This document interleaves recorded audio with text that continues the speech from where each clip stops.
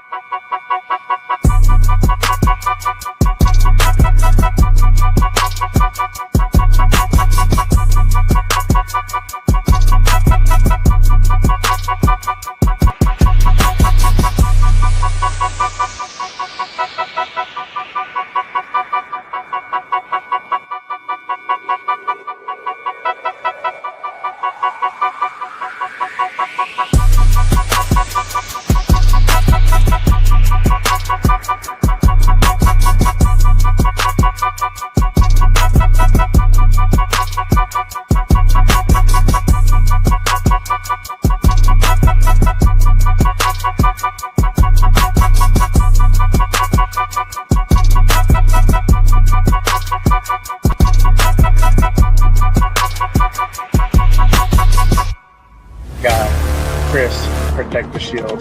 Good morning, brother. How you doing? My God, lunatic Raider Legion. What is good? We on? Oh, hey! We on. None other than Mr. Fitz, bringing none other than our guy, Joe Moore. Bring out none other than the Violator, Wayne Maubrey. Bring out none other than the notorious Petro.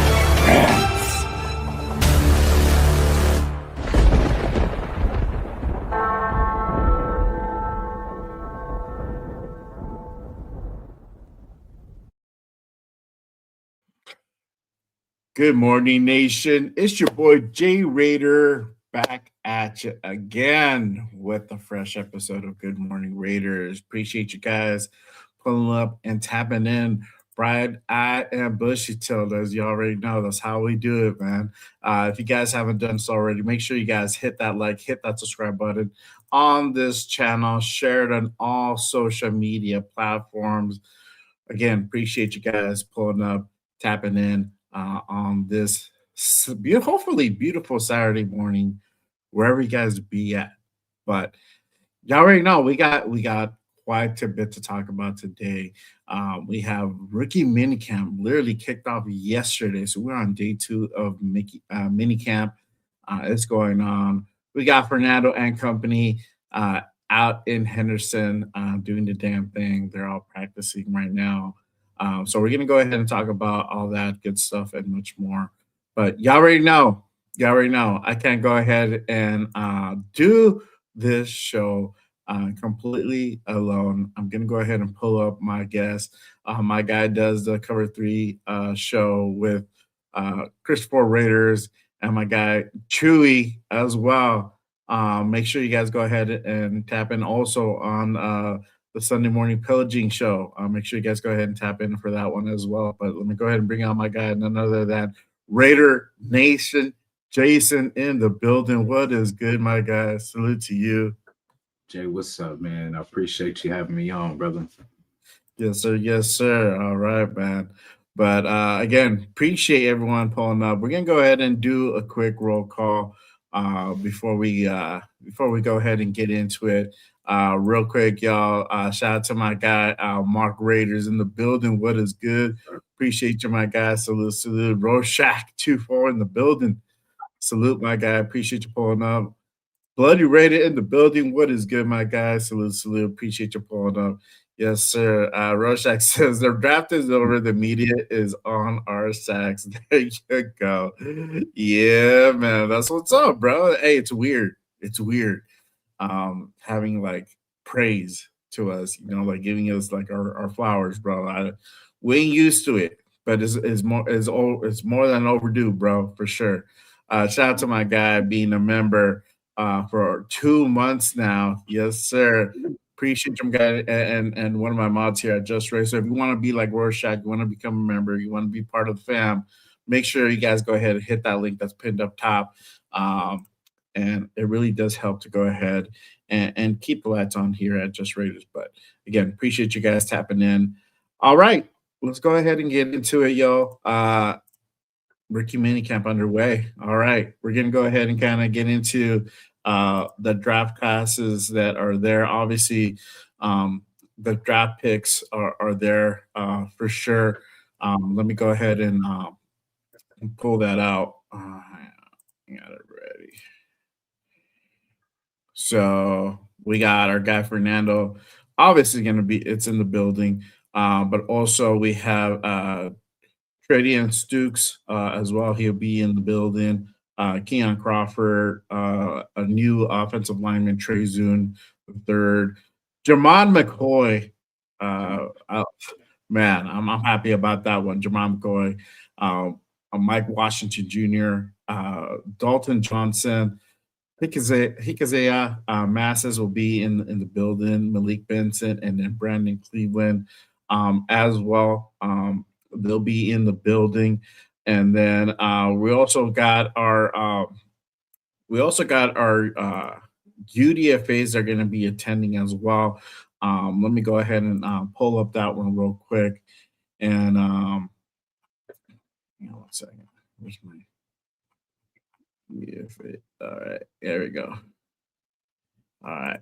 And then my UDFAs that will be attending, I got Roman Hembley, EJ Williams, Gary Smith III out of UCLA, nose tackle, Matt Lauder out of Boise State, Isaiah Jada from BYU, Kenzei Tokyo To Matsuzawa will be in the building, Sawyer Robertson out of Baylor, Tyler Zuzanski, the long snapper out of Penn State, Devin Lafayette, safety out of Troy, Tanner Wall, safety out of BYU, Caleb Offord, corner out of Kennesaw State.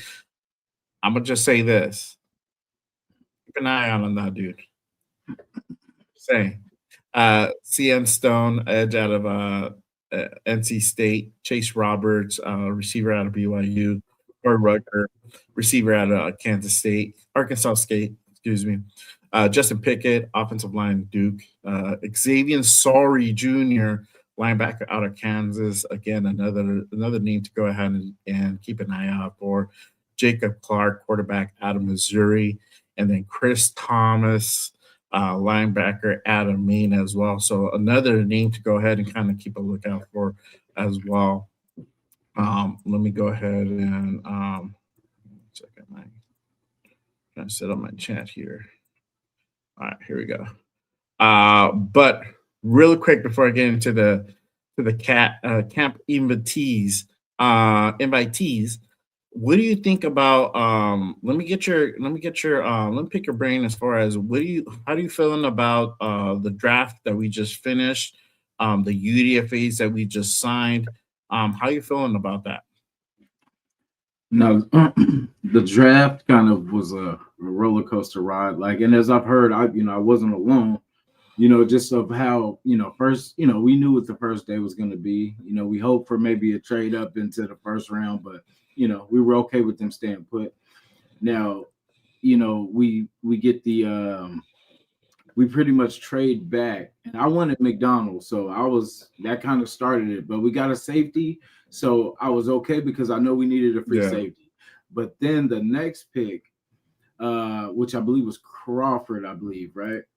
If I'm not mistaken. But from Stukes. From Stukes, it was Crawford.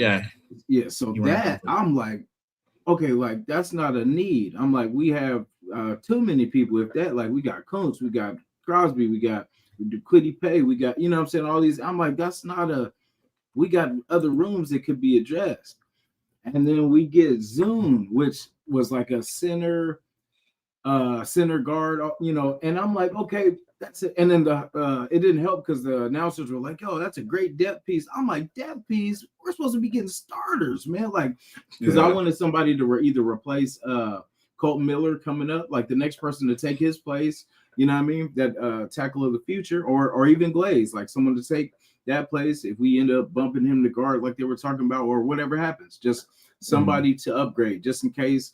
Because, you know, him and JPJ, Miller and JPJ came off injuries. So I'm thinking, okay, we got to have a backup plan because we're going to do the same thing like we did last year. If they get hurt, Right. we're in the same. And then we got a depth piece coming, you know. So I flipped out, you know. I talked to Chris, and Chris kind of calmed me down. And, you know, really he was right, because the way that day went, like the safety was the best pick of that day at that to me at that moment.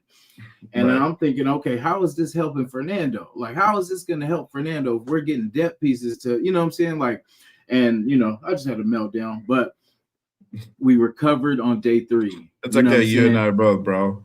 Bro, it was great because they hit. And it's funny because when you look at the whole draft, everything we wanted, they hit on. It's just a different order than we had in place.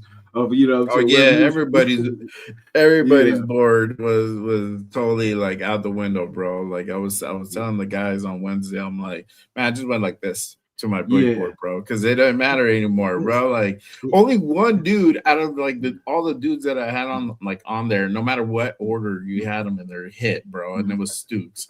Bro, that was it, bro. Like, and I didn't even have that dude like at top of the list. I had the dude like all the way in the bottom. I'm like, yeah, the order of the last 2 drafts, like this one and last, were crazy. Everything is condensed. Like, there's no more like where 7th round you can get, you know, like a good. It's kind of like everything's in the first 5 rounds, if that, you know what I mean, and then you're just kind of hoping to get lucky.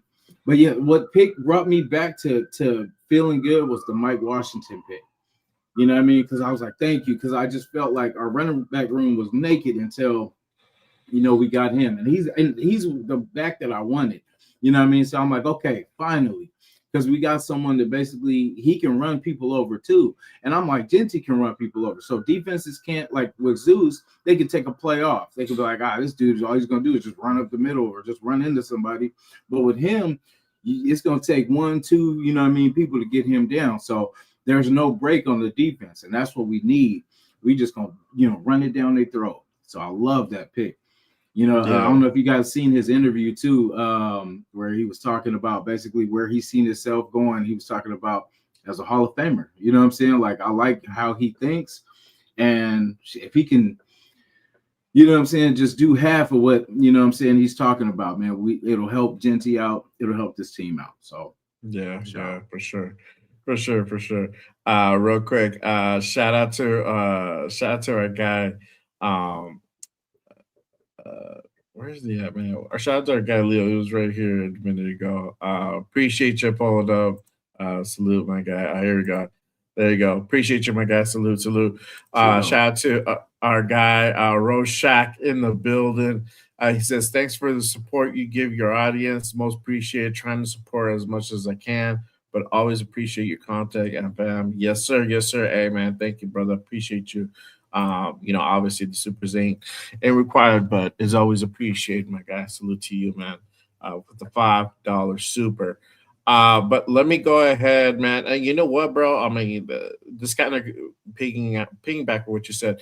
I think the only one that I really like tripped on was the Zoom pick, man. And it's not even. I like the pick. I like the dude. Yeah. I just don't like where it was picked at, you know. And it's exactly.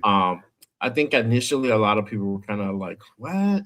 You know, they're all kind of looking sideways, you know. But and that kind of goes to show you like how, you know, just people value different things, you know, and especially in this draft, how Spytek was valuing different players. So we, you know, Raider Nation or most people might see it one way, but they're the ones seeing it a different way. So obviously, you know, the picks are in already. So, you know, we're all rooting for them, and hopefully they're, you know, they pan out. You know, obviously that's not all of them are, but hopefully most of them do, man. But it is interesting, and we'll talk about some of the guys. Go ahead again to keep an eye on and why. Let me go ahead and kind of pull up the camp invitees. So again, these are guys that players that are not signed, but they were invited to minicamp to go ahead and essentially quote unquote kind of try out. So Right now, the invitees are running back Shamari Lawrence out of Missouri State, running back Miles Davis, Utah State, Tawi Walker, Cincinnati, another wide receiver. I'm sorry, another running back, wide receiver, Dijon Reynolds, local guy out of UNLV. Michael Shubikoff, Idaho State. He's a hybrid. He's a wide receiver tight end. At least that's how it's listed here. Wide receiver Jonathan Brady out of Indiana, Malcolm Gilly, Coastal Carolina, Patrick Gerd out of Cincinnati. He's a fullback tight end hybrid as well. A tackle Kamar Missouri out of UTSA. Nicholas Henning Queens out of Canada. Wow. Tackle guard Quincy Hughes of Walford. Tackle guard Austin USA out of BYU. Guard Brandon Felter out of Rutgers. Offensive line Peyton Brose out of Delaware. Edge um, Malachi Williams out of Boise State. Edge Josh Siskar out of USF. Defensive tackle Michael Oti out of Bryant. Linebackers Jadon Pearson, Fresno State. Giovanni Lovino out of Hawaii. Marcel McDuffie, local guy out of UNLV. Jaden Keller, Virginia Tech. Those are the linebackers. Corners Bostros Alessandro, Old Dominion. David Perkins out of Utah Tech. And free safety Eric Butler out of San Diego State. And then you got punters James Platt, Joseph Sam Johnson out of Citadel and USC, and then long snapper Gavin Lipkin out of Southern Utah. So most people are not going to know these names. I don't know these names. Not really anybody kind of stands out from that list, but you never know, man. One of these guys might do something in camp that can potentially land him either a sign deal or an invitation to go ahead and attend OTAs in a couple of weeks. So, but this is currently the list that are at camp. So it's going to be about 40 people there roughly, and I think they're going to carry about 17 rookies, 18 rookies, something like that, into the rest of like OTAs and mini camp that's coming up in the next few weeks.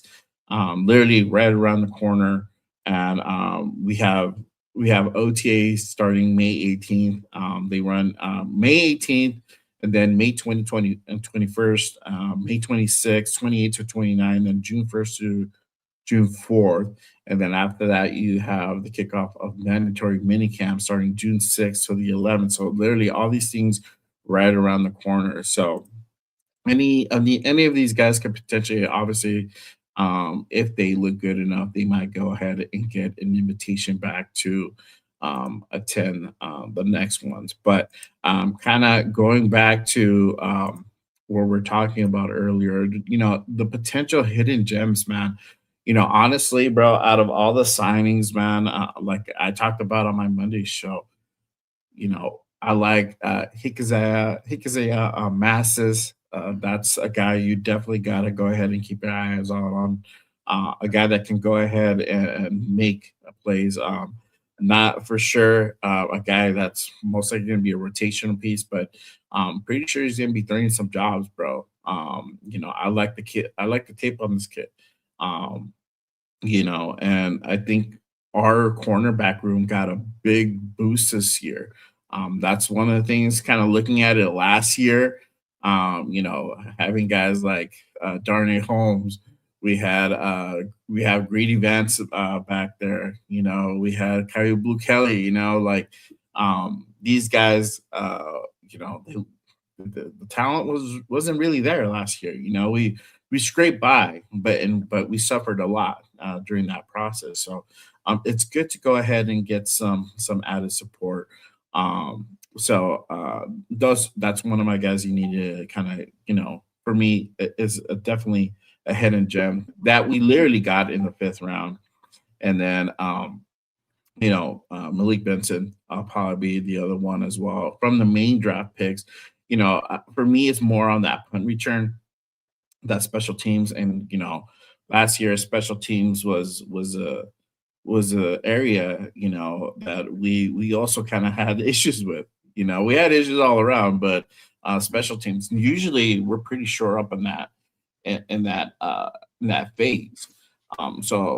It's good to go ahead and get a guy like Malik Benson in. Obviously, you got that 4.3 speed that can go ahead and cook dudes whenever possible. You know what I mean? So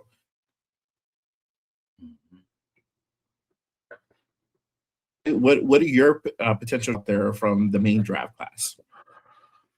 That's funny because those two definitely Masses and Benson.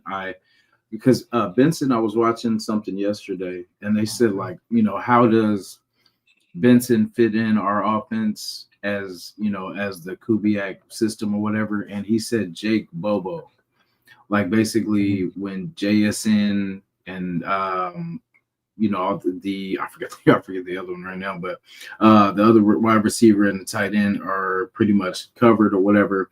Jake Bobo is always the one to get open like a safety blanket, which I'm like, for us is pretty cool. Like you got someone that's, what I mean? And I like the kid coming out. I literally thought he would be, taken a lot sooner, and just I don't know. It just seems like all the things are falling to us right now. Like everything is kind of going our way.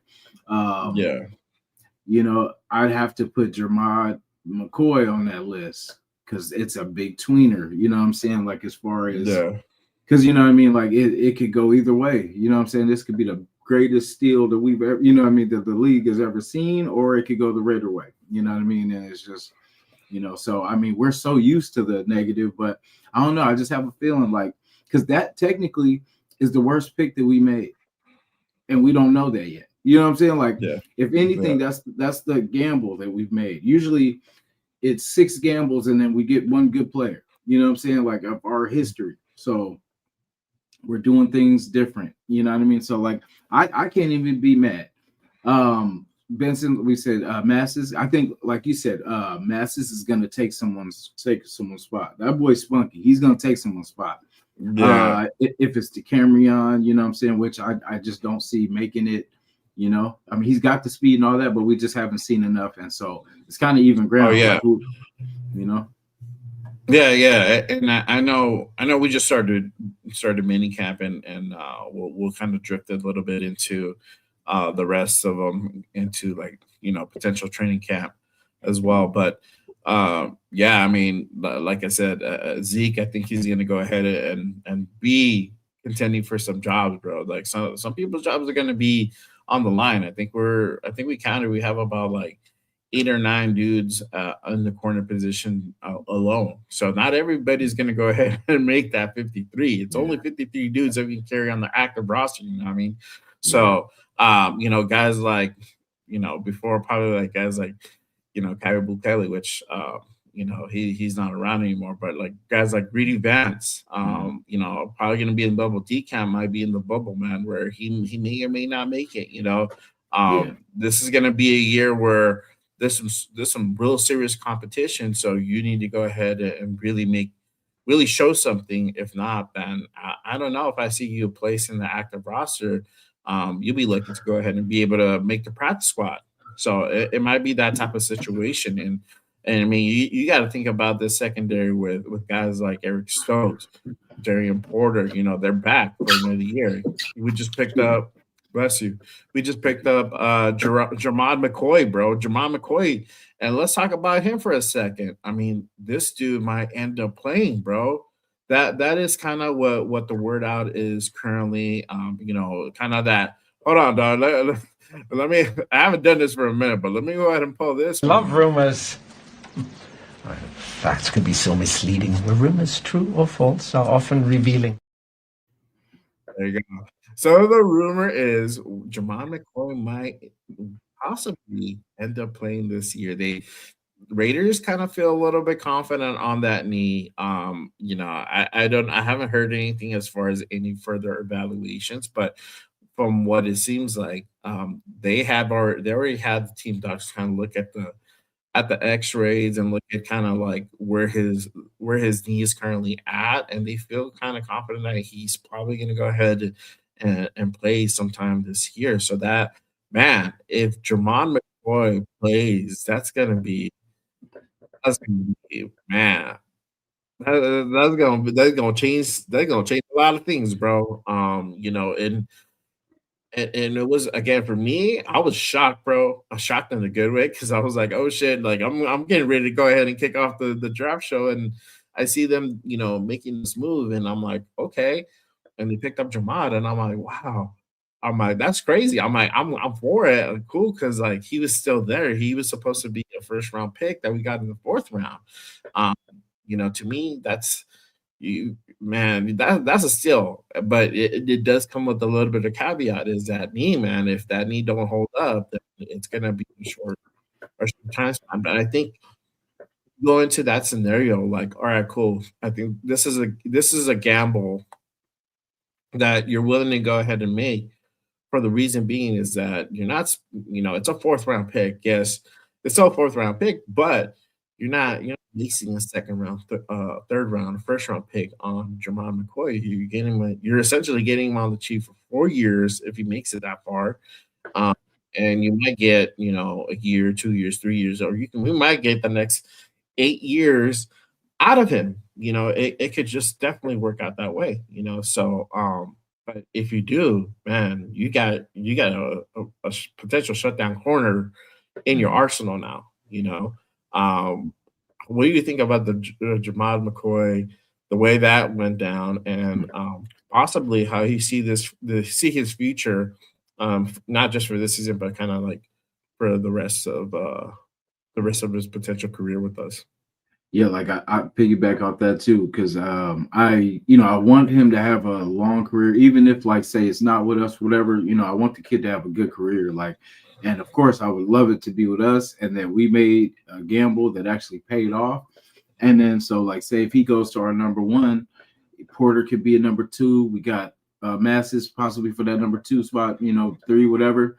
And Yeah. we got a young room going forward. You know what I'm saying? And I mean, basically that takes the pressure off our secondary drafting. You know what I'm saying? We'll have it all in 1 year. And we got their safeties, you know what I'm saying, which sorry to jump on that, but now we got the two guys, like I like having Johnson and Stooks, you know what I'm saying? Because I mean, how I seen it, as soon as we got Johnson, I'm like, there's the other half. You know what I mean? I cover one side, Yeah. you got the other. You know what I'm saying? So you lock your side, I lock mine. And so that's what I'm like. I love it because we don't even have to really learn too much because we've already communicated playing. I know what you do. I know you know what I do. You know what I gamble, when I gamble, how to have my back. And when you gamble, I know when to have your back. You know what I'm saying? So I love that. You know what I'm saying? So I love how our secondary and everything is shaping out. Because what do we say? We had the up front. We just didn't have the back. You know what I'm saying? We didn't have the backside. We had nobody that was going to chase the ball and go get the ball. It just seemed like a whole bunch of one-on-one battles with wide receivers. No safeties except chasing. You know what I mean? That's it. Yeah, for sure, bro. Yeah, man, I'm excited. And again, if Jamal plays, bro, like it's elevating everybody to go ahead and perform better, because he's taking somebody's job, whether it's corner one, CB1 or CB2. I don't know, man. It's one or the other. He's just that talented, Again, it's all about that Neiman, and it's always going to be kind of in the back of our minds. But I think Raider Nation, us as a fan base, got to know, like, hey, gotta kind of accept that he's on a borrowed time. But if it ends up where he's here for the next, however many years, man, on long term, then we just ended up winning that deal. You know what I mean? But real quick, again, appreciate you guys pulling up and tapping in on this Saturday morning. Again, make sure you guys go ahead and hit that like, hit that subscribe button on this channel, on my boy's channel over here, Raider Nation Jason. I got his link pinned down below in the description. Make sure you guys head on over, hit that subscribe on my guy. All right, so let me go ahead and hit up the chat. My guy, Greg says, hold on one second. I don't know what he was talking about earlier. Uh, my guy, my guy Walt says, don't sleep on EJ Williams. We're gonna go ahead and talk about him for sure, bro. That dude is definitely on my list. Let's see. Shout out to Ray Love in the building. What is good, my guy? Appreciate you pulling up. My guy Gray says the hatred on McCoy is a joke. They just hating on the first runner that fell to us in the fourth. Yeah, exactly, bro. And it's just funny how I kept seeing that dude slip, bro. It was just slipping. Nobody's picking him, and I'm like, all right, this is my go here. No, nobody, bro. Like, and I think Spytech realized, all right, cool, this dude is still there. Like, nobody's taking a flyer on him. Yeah, let's go ahead and move up one spot. And honestly, bro, I don't even think Buffalo would have picked him. I just think Spytek got a little bit of cold feet at that point. He's like, you know what, we're just gonna move up one spot. Let's see, we're giving up a 7 to move up one, and so he made the call. But I think if he would have waited, he may have fallen down to 102. That would have even been more of a trip, bro, because like he didn't have to do anything, it just fell to him. So he might be that protected player. I'm looking for that too. Like, how we get to tuck one player, just in case or whatever. So if anything, like say if we find out something, we could, keep him protected so that way nobody can take him, off our roster from that either, because practice squad, somebody's gonna try to steal him. But I'm pretty sure we're crafty enough to Jermod. Yeah. Oh no, he ain't going to practice squad, dog. If he sits, he's sitting out for the season. That's kind of how they so once training camp kind of starts winding down, they have to go ahead and get their 53-man roster set up. So at that point, whether they feel he's gonna be good, they'll probably just activate it. They'll keep him on the active roster. If they feel that he might need to go ahead and if he has an issue, if he gets like a I don't know, like a sprain or something like that in the knee, then they might sit him with him starting in within the first 6 games, or they might just go ahead and shelf him until next year. It's one of those scenarios. I think they're just gonna go about it like camp per camp and just kind of see how it goes. Preseason is gonna really be the telltale. And if he's good, you might see him. You might see him start. You might see him on that 53. So it could go different ways. But yeah, for sure. Yeah. Jermod was a steal for sure, bro. Shout out to Jack Ken in the building. What is good, my guy? Salute. My guy Pred in the building. What is good, my guy? Salute to you. Appreciate you pulling up. Yes, sir. Yeah, Greg says if we did not McCoy when we did, some other team would have taken him in the same round. I mean, we're 102, bro, so we're in the second pick. But yes, you could also have that. You can somebody can always trade up and steal him. So again, we didn't give up a whole lot. We gave up a 7 to go ahead and swap picks. Next year 7 too. At that, like it was next year. So yeah, we always get like some type of comp pick. So we might have a comp pick. It might not be as high as what we got him this year. So it all kind of depends. But yeah, man. As far as hitting gems on the active roster for me, it's Masses and Benson, guys to kind of keep a lookout for. But also, man, I'm liking the tape on Crawford, bro. Crawford looks good too, bro.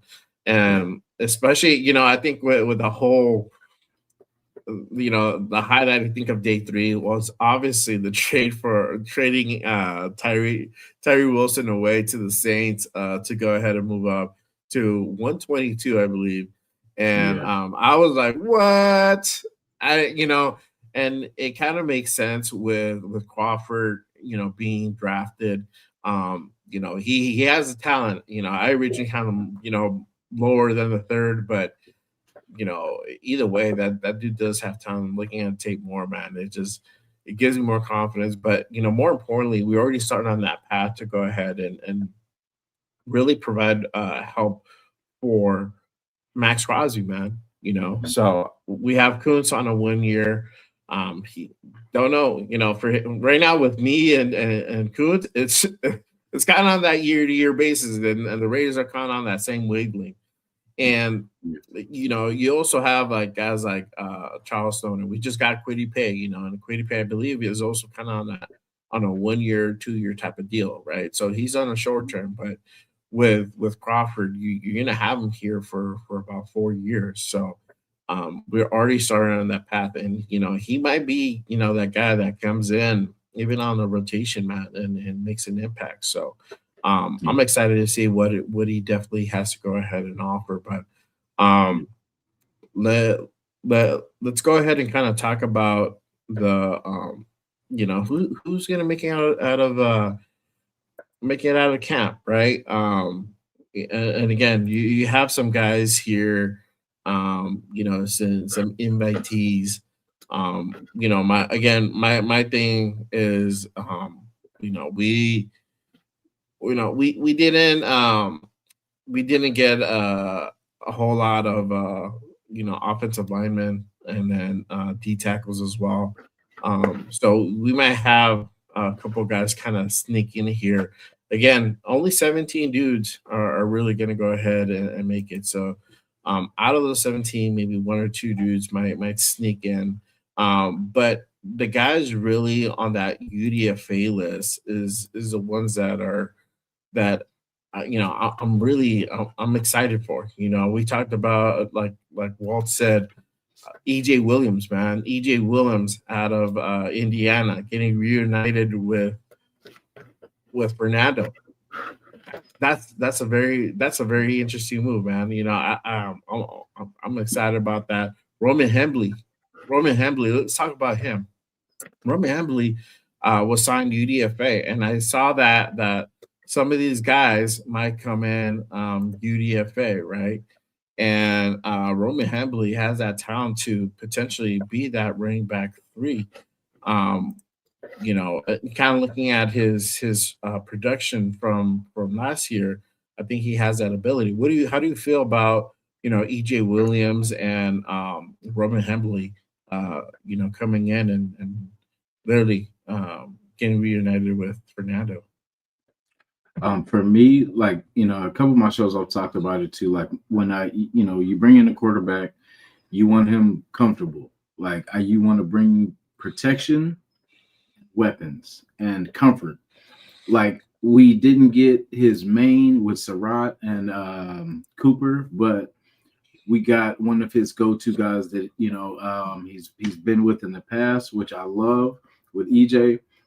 Someone that he can kind of feel comfortable going through camp together, them communicating, learning everything together, which is cool. And Hemby too. And they've all won a championship together. So they understand the communication.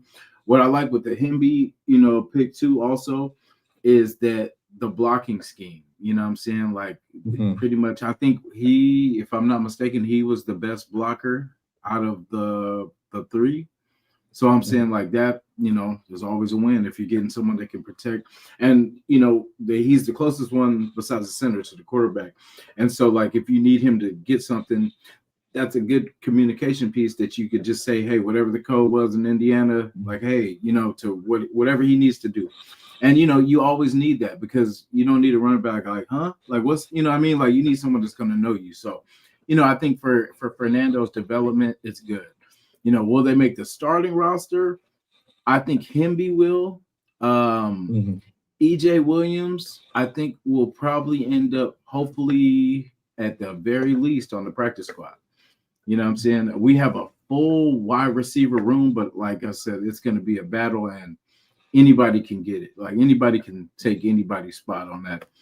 So I think EJ definitely has a chance. I would definitely love to see him on this team, because for what we have, like, no disrespect to our guys, but we could definitely use some upgrades in that wide receiver room. So I hope both make it, to be honest, because Hemby, I feel, takes either, well, of course, replaces the irreplaceable Zamir White, and what I'm saying, just having a third running back with Washington, just somebody that can pretty much take the heat off and put some pressure on the defense too. Like when Washington and Genty are out, somebody that can still, you still got to bring a hat to. So I think from Lobby, what we've seen what Lobby can do in the running back room. He's maybe more special teams at this point, bringing in better competition. To be honest, love our guys, but I always want to upgrade. And I think for Collier, I think it's going to take a lot for Collier to even kind of crack this roster. So that's why I feel like we've needed new life. And if he was the answer, he would have been in last year. So, right. It's time for an upgrade. So, yeah. Yeah. No, for sure, bro. I'm excited for Hembley, bro. Just kind of being that third back, and that kind of different look. And you just never know how Kubiak's going to go ahead and scheme these guys up. Like with EJ, he might he's probably going to go ahead and most likely end up on that practice squad, but nonetheless, you got depth. This is a guy that you can activate and plug in. And he's going to be able to go ahead and provide a little bit of contribution in there. So. Another guy that I'm excited for is Gary Smith out of UCLA. That nose tackle, man. That might definitely a guy to go ahead and keep that lookout for. But also, there's going to be crazy. There's actually going to be a competition this year at kicker, man. Tokyo Toe is going to be making his appearance. He's making his appearance right now in Rookie Minicamp. Kenzei Matsuzawa out of Hawaii, man. And we needed a kicker. We decided to go ahead and part ways with Daniel Carlson this year, and we signed Matt Gay. And a lot of people weren't sold on Matt Gay, and I don't even think the Raiders were 100% sold on him either. But they signed Kenzei Matsuzawa, so it's going to be an interesting competition at kicker. Obviously he's a rookie, but we're gonna go ahead and find out what he's all about. So how do you feel about Kenzei? I don't know. Are you on the hype train about him, man? Yeah, so kind of because of the story, like the backstory with they asked him how he came into the NFL football and stuff like that. And like basically he was like, I was on the West Coast and I went to my first NFL game and it happened to be a Raiders Brown game. And and we won. And it was cool to that his journey started like years ago. This was like he said, Oakland Raiders. He went to an Oakland Raider game. So how long that was. And then to end up with the Raiders later, you know what I'm saying? So I definitely like it. Shout to Matt Gay, but we can always use an upgrade. And see what the Tokyo Toe could do. Yeah, exactly, man. I think he makes at least a practice squad, bro. And we'll have a kicker. We'll have another kicker at our disposal. So it's we'll have that extra guy just in case, in case he happens to go ahead and kind of go down. But yeah, man. He's that international player too. So basically, he's a free. It's kind of like a freebie anyway. Yeah, exactly. Shout out to my guy 805 in the building. What is good, my guy? Jack Kenna says McCoy hasn't signed his contract. That could be different things. I don't think he's gonna necessarily want a lot of guaranteed money, bro.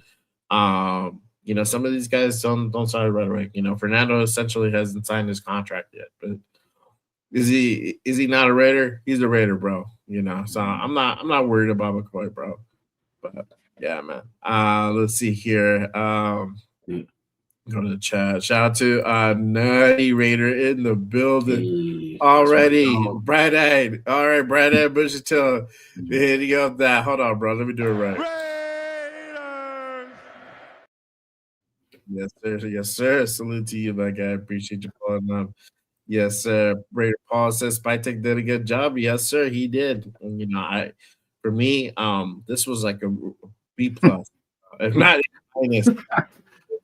It's all, hey, Jack, bro. Yeah. Jack, who is Stewart? Who's what? No, he said Genty, Stewart, and Hemby. This is running back is set. I'm like, who is Stewart? Who said that? Jack Kenna. I think he meant Washington, but he said Stewart. Unless we got a hidden player we don't know about. Yeah, I don't know. I think he means Stewart. Like Rod Stewart? I think it's a fullback, bro. Oh, okay. Yeah, I think that's a fullback. Let me look. Hang on one second, because they would be already on the depth chart. Let me see. Because there's Connor. I'm gonna say Connor Cook. Connor. He wouldn't be on the depth chart, but some people have. Connor Hayward. Oh wait, that's Connor Hayward. Yeah. Nah, I don't know who Stewart is, bro. I I hope he's good. That one a little bit more. Explain that one a little bit more, my guy. I hope he's good, whoever he is. Walt says we can't let it be this Jesus, bro. You're walling out today, my boy. Yeah. Walling out. Yeah. Bloody says UDFA kickers, career long is 52 yards. No competition there, unfortunately. Okay. Well, he's gonna be indoors, bro. But yeah, stranger things happen. But I'm pretty sure we're gonna be carrying that dude on the practice squad. So you just never know. You never know. Shout out to my guy SoCal in the building, also with the Raiders. Yes, sir. All right. Shout out to MB. He says sit Mendoza the whole year. He too sweet to play year one. Wow. I'm thinking too about the sweet. Whole too That's sweet crazy. Part. I don't think about the whole too sweet, but they probably will. He's probably gonna be sitting for a while, bro. So I'm all for that. Don't rush the process, but you just never know. But I'm gonna just say this: probably the only time we're going to see Mendoza is probably preseason. So just so y'all know, better get your preseason tickets, for sure. All right, Jackson though he meant Washington. Yeah. Washington is going to be interesting for sure, bro. That I'm excited about him. That's going to be the complimentary piece to Ashton Genty for sure, bro. Yes, sir. Lamb in the building. What is good? Appreciate you pulling up, fam. Salute. All right. Let's go ahead and continue on. But let me talk about this type of news, kind of shifting away from the rookies. Lockie Tossie, again, another rumor. But I think this one has way more truth in it, and there's been reports coming out of the workout that they had. I think was it 2 weeks ago. They had Lockie Tossie out there. They had him out there working out with the D tackle. So it looks like Lockie Tossie is going to be switching over to D tackle. And let me go ahead and pull this up real quick. And shout out to Sam Warren. But he says it appears that Lockie Tossie is working out with defensive tackles in the Raiders offseason program. Tossie was originally signed as a defensive lineman for the IPP program, which is the International Player Program. But moved to offensive line. So it looks like he could be getting switched back under the new coaching staff. Again, this is a dude who's, 6'6", like 370, 375. Big oos. That's a big oos, bro. And he's going to be, it looks like they're probably going to go ahead and have him at the nose, man. And, because of last year with Old Man Pete at the helm, he found it wiser at the moment to go ahead and plug him in at on offensive line, and he did well. He did well, despite him not really having to play football at all, man. He's a rugby guy, and he did a decent job, but he's a power guy, and most likely, the best fit for these power guys is going to be on that nose, bro, on that defensive line, and I think that's probably going to be where he's best suited. But let me ask you, and then also I'll ask the chat, how y'all feeling about this? So, like, what do you think about Locky? Because I mean, a lot of people like Locky, bro. I like Locky, but obviously, the only thing with Locky is just his, that experience here. He's a very raw guy, clearly just working off of just the sheer athleticism and the talent he has. But as far as like playing the game and playing the positions, there's not a whole lot there. But there could be potential there. But how you feeling about Lockheed potentially going to nose, man? I mean, first of all, I like I like Lucky Tassi. I had no idea he was 370 though. Because when they were Yeah, talking about bro. Twitch, I was like, did they say 370 or 317? And then what I mean, it was like three. I was like, Nah, damn, man. that boy is a beast. Because and what were we saying? Like the reason we were mad about McDonald, right? Like passing up on McDonald was that we felt we needed a space heater. We needed somebody that could plug up that, what I mean? Plug up that hole in the middle. And then we had it the whole time. You know what I'm saying? So like we didn't know, but I mean, look, they kept it under wraps until after the draft. You know what I mean? Like it was crazy because I'm like, why would you trade to Houston the pick that they ended up taking McDonald with the pick that we had. So I was hot. Like I'm like, damn, that was it right there. And then but it ended up working out. And then we had it the whole time. And we picked up one in the 7th round. So you know what I'm saying? Like we are good. I still like Lalu and Adam Butler, we'll see. Like last year we didn't really hear his name a lot, but you know what I'm saying? I don't know. I think we're getting younger in that room too. Even with the two boys we picked up with Pagis and Tonka. So right now we're stacked in that, with some young talent. So, I like the direction. I mean, 370, that's crazy. And he's that's a monster. He's gonna automatically get, Let me show you this real quick. This is the ooze, bro. Like, doing some workouts right there. Working. He a big dude, but he moves, man. Yeah. See, that's what I'm saying. Like, and then so with him getting doubled, because you're gonna have to double him because he's gonna run all over. You know what I mean? Like he's just gonna run through people. But what that does is it frees up Max. You know what I'm saying? Like, I mean, you can't double everybody. That's gonna free somebody up. So that's what I'm saying. We need that, man. This might be a monster we're building, bro. Yeah, exactly. So it's just I wanted to go ahead and kind of show that, man. 370 moving like that is crazy.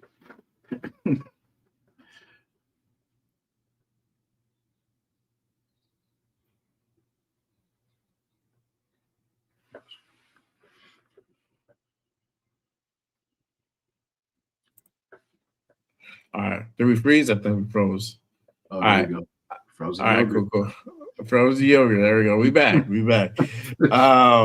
But yeah, man. I mean, I think you also see here Tonka.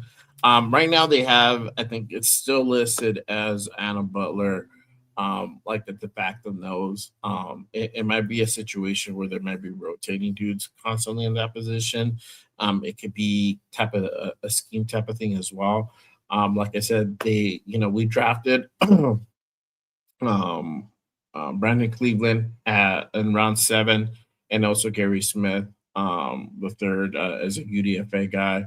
So these guys might be on a rotational piece. And I think this is going to be a real competition as far as nose tackle. I think it's just kind of depending on how we're going to go ahead and be giving looks and kind of how we're going to be running that 3-4 scheme. So it is interesting, but I wanted to go ahead and kind of post this up because Locky's has been the name that we've talked about, man. So it's just funny. Jack Hanna says yes, Locky is back at nose tackle. Never should have moved to guard last year. Yeah, man. Passing would have been good at 2 gapping. That takes experience. Yeah, exactly. So that's a caveat, man. It's just that experience. He doesn't. He's a rugby guy. This is literally year 2 for him. playing ball. So it's gonna be a process, man. The cool thing is that we have there's a little bit of time, but I think if they just kind of keep it simple, and they just kind of learn, like, hey, bro, you just need to go ahead and bull rush these dudes, and then attack these terrible teams, and try to go ahead and just plug up that middle gap, man, and you might have something. If you could do that, we might have something there. So yeah, man, it definitely, it's a wait and see. Yeah, Jack says Tassi, the sea man, destroy man. He's a beast. He is a beast, man. So a big human being, bro. That's a big human being. And then let me play this real quick. Um, you already got McCoy out there at rookie camp. He's already working out, man, with everybody. So there you go. It's good to see Jermad already out there with the rookies, with everybody else, getting their workout in, man, at camp. So hopefully good things to come for Jermad, man. So for sure. All right. Let's go ahead and kind of move on, man. And I wanted to go ahead and pull up this subject. But before I do, real quick, again, make sure you guys hit that like, hit that subscribe button on this channel, my boys' channel, Raider Nation Jason. Make sure you guys go ahead and hit that subscribe. Turn on notifications as well. Make sure when news goes on, I go on. Don't want to be left out in the dark. Hit that subscribe, hit that noti, y'all, for sure. But let's go ahead and talk about this real quick. Potential, could there be a potential of us bringing in a veteran wide receiver? Again, us really just going after Naylor. We brought in Dariki Young earlier this offseason. Excuse me, earlier this offseason. I think we signed another dude as well. But really drafting Benson out of this draft, and it was late. It was a sixth round for him. Could there be the possibility of us bringing in a wide receiver, a veteran wide receiver, or are they really settled with this wide receiver room? What are your thoughts on that, bro? Because right now, currently, and I can go ahead and pull this up. And this is currently the depth chart as far as on the wide receiver room. And currently you have Trey Tucker, Dante Thornton, Shedrick Jackson, Brendan Rice. You got Jalen Naylor, Malik Benson, Philip Dorsett, Chase Roberts, Jack Besh. I think this is going to be definitely a different, better year for Jack Besh, Dariki Young, and then Justin Shorter, and then EJ Williams for that wide receiver room. So how are you feeling about this wide receiver room? Do you feel like we need that extra guy? We need that, that X factor wide receiver, or you feel we good right here? No. Do I think we're good? I mean, it's still kind of yet to be seen, but with the veterans, though, I would say we got Naylor, and then really we got, what's his name, Dorsett, too. But I know they're not, anything to, kind of,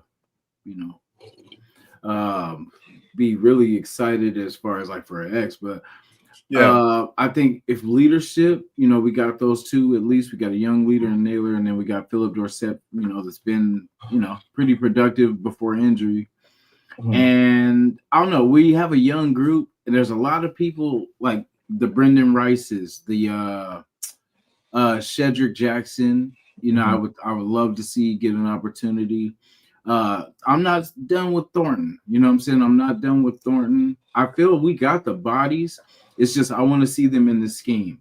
You know what I mean? Like I felt like Thornton was used the wrong way, and I feel like they should just get him comfortable with the ball, get him involved. Even Besh, like I don't know how they're gonna do this because somebody's got to go. You know what I mean? There's so many bodies, but we can only keep so many.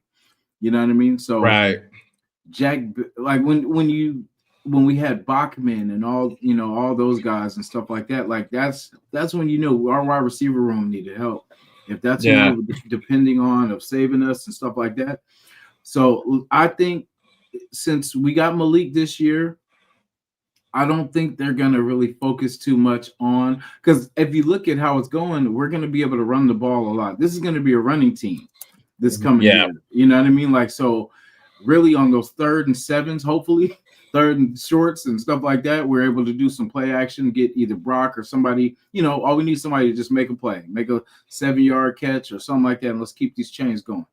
So I feel like next year's draft, we might get that either tackle and wide receiver, like first round, whatever, second round, either vice versa. I think, because if I'm thinking, that's what I would, that's where I would aim at. I would get our wide receiver for the future, because running backs were good. You know what I'm saying? Our corner room were good. Our DT room were good. What I mean, maybe unless something pops out, next year. But you know what I'm saying? I feel we could do something. We got speed in this wide receiver room.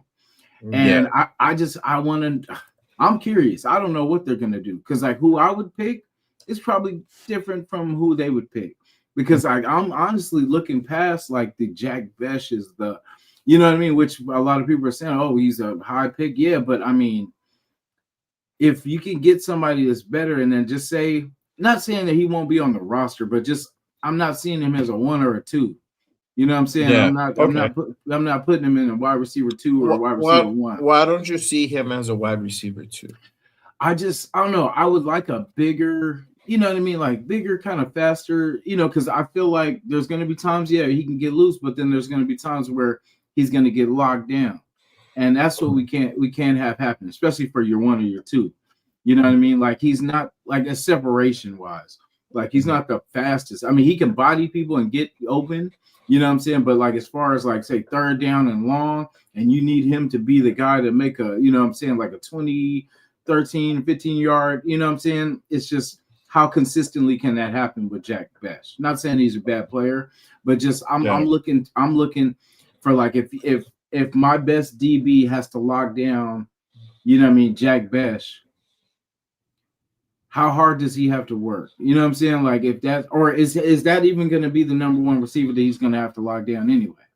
You know what I mean? And if not, that's what I'm saying. We need to find that number 1, because that's the thing. We don't have technically a number 1. You know what I mean? We have a bunch of 2s, 3s, and beyond. But who's the number 1? Like if you had to, I mean, it's sad that every time we say who's our go-to guy, it's Brock. But then after Brock, say if they double team Brock, then who do you go to?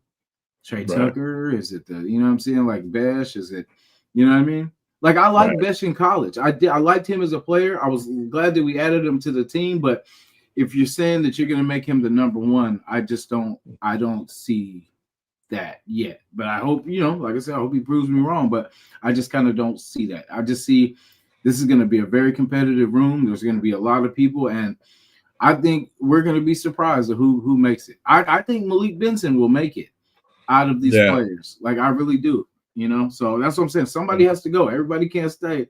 So, Yeah, no, for sure. I mean, for me, as far as like the wide receivers are concerned, I mean, I think the first like 6, 7 dudes are they got talent. Tucker, we know what Tucker can do, but he's more of a complementary piece. Jack Besh yet to be seen. I think from last year. I think with the thing with him, he just needed more production, bro. Like he needed more more attempts, right? And he wasn't getting that last year. Jalen Nader, he's a new guy. The thing with Jalen, he has history with Clint, so you have that there, and he kind of knows how Jalen works, and I think that's going to be an advantage for us because they already have that familiarity. He's familiar with Clint's system, and he knows what Jalen's strengths and weaknesses are. So he's going to go ahead and use them up the right way. Same thing with Rookie Young. Another guy that he's going to go ahead and has familiarity. He's going to go ahead and use them a certain way. Now, the thing with like Dante Thornton, we knew what Dante was. He had a good amount of production last year. He couldn't produce. That's kind of what it is. You know, there was instances where even if it was the tank commander Geno Smith throwing the ball at him, there was times where Geno hit him in the numbers. He just couldn't make the catch. And the way he attacks the ball is also another issue, right? Kind of that waiting for the ball to get to him as opposed to him going up for the ball. So for me, for Dante, I need to see a big turnaround from him this year. Would he make the team? Yeah, I'm pretty sure he's gonna make the team. I'm not really too worried about that. The thing is, like, for him to actually get some playing time and really make an impact, he has to go ahead and change things around. Malik Benson, I think this guy is going to be more of a special teams guy. You might just see him in certain situations, but or as a depth piece, a rotational guy, like for like certain a play here and there, but he's probably going to be mostly a special teams guy. Cedric Jackson, I'm very excited about. I hope he gets more of an opportunity this year. You never know, but I like what I saw last year. Even if it was limited, I think there's something there. Brendan Rice, I have that's Jerry Rice's son, but Yeah. I haven't seen really anything of him. I heard it was cool in USC, but he's been bouncing. He bounced around he went to the Rams. Chargers. I don't know. Chargers was the Chargers, yeah, and then us. So Yeah. he hasn't really made an impact yet. So we'll see, right? But out of those guys, I think those are the ones that that might have something there aside from Dante Thornton. Trey, I mean, hopefully, I think this might be the last year for Trey, bro. To be honest with you, I feel that with Malik here having kind of that similarity to one another, and just Malik being that taller receiver, it might be the last year for Trey. I don't know, but we shall see with that. I honestly feel, and if I'm thinking the way that Spike thinks, I think he might be good with this room, bro. I'm not good with this room. You might not be good with this room. Raider Nation might not be good with this room, but we don't know. Like, up is down and down is up and right is left. So I think they might be good with this room. I don't know if necessarily would they be and they bring in a veteran wide receiver. They could, if they do depending who it is, it might be. I might be cool with it. I might be not. But let me just kind of go over as far as what's currently out there for veteran wide receivers, and I'll tell you who I feel maybe we should go ahead and take a flyer on. And people are probably gonna disagree about it, and that's okay. But right now, currently, we have Tyreek Hill out there, Stephon Diggs, Debo Samuel, Curtis Samuel, Juwan Jennings, and Juwan Jennings is probably a guy that I feel that probably would be a better fit for the Raiders coming out of the Kyle Shanahan system. And Kyle Shanahan is more of a run heavy, run first type of offense that he leads. So the cool thing with Juwan is he's he can block. He can go out there and block for you, but not only that, he's a true X guy. So he's gonna go and get you, those few yards, 4, 5, 6 yards. He's a red zone guy. He's gonna be able to go ahead and contest those 50-50 balls. A guy who's under 30 years old. The thing with Juwan, I think he tried to go ahead and reevaluate himself a little bit. So but it might be a situation where he might get a 1-year deal, and he might come on board. I don't know, but if they do go out for a wide receiver, it might be him. I don't know. I know a lot of people like Stephon. The thing with Stephon, with his history, outside of the field, I don't see that really happening. Raiders are really, really about that integrity, about that.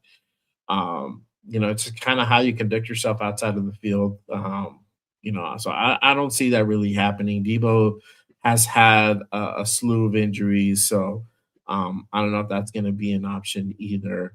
But you also have DeAndre Hopkins, Keenan Allen's out there as well. So, um, what do you think? You think they could possibly go after a veteran wide receiver?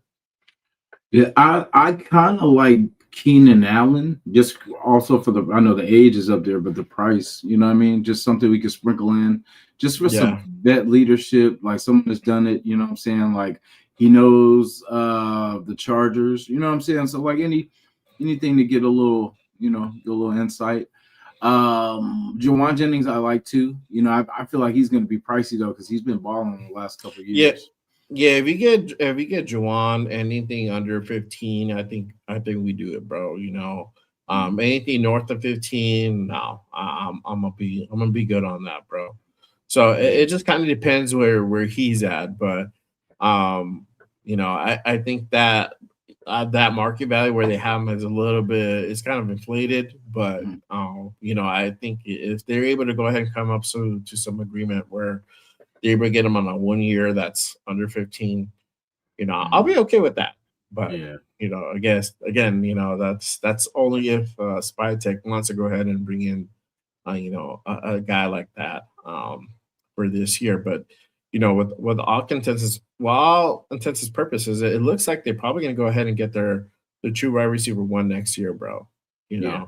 know, I think that's kind of the way it's kind of shaping out to be. But you like Keenan Allen? I think yeah, with Keenan Allen, bro. He's not bad.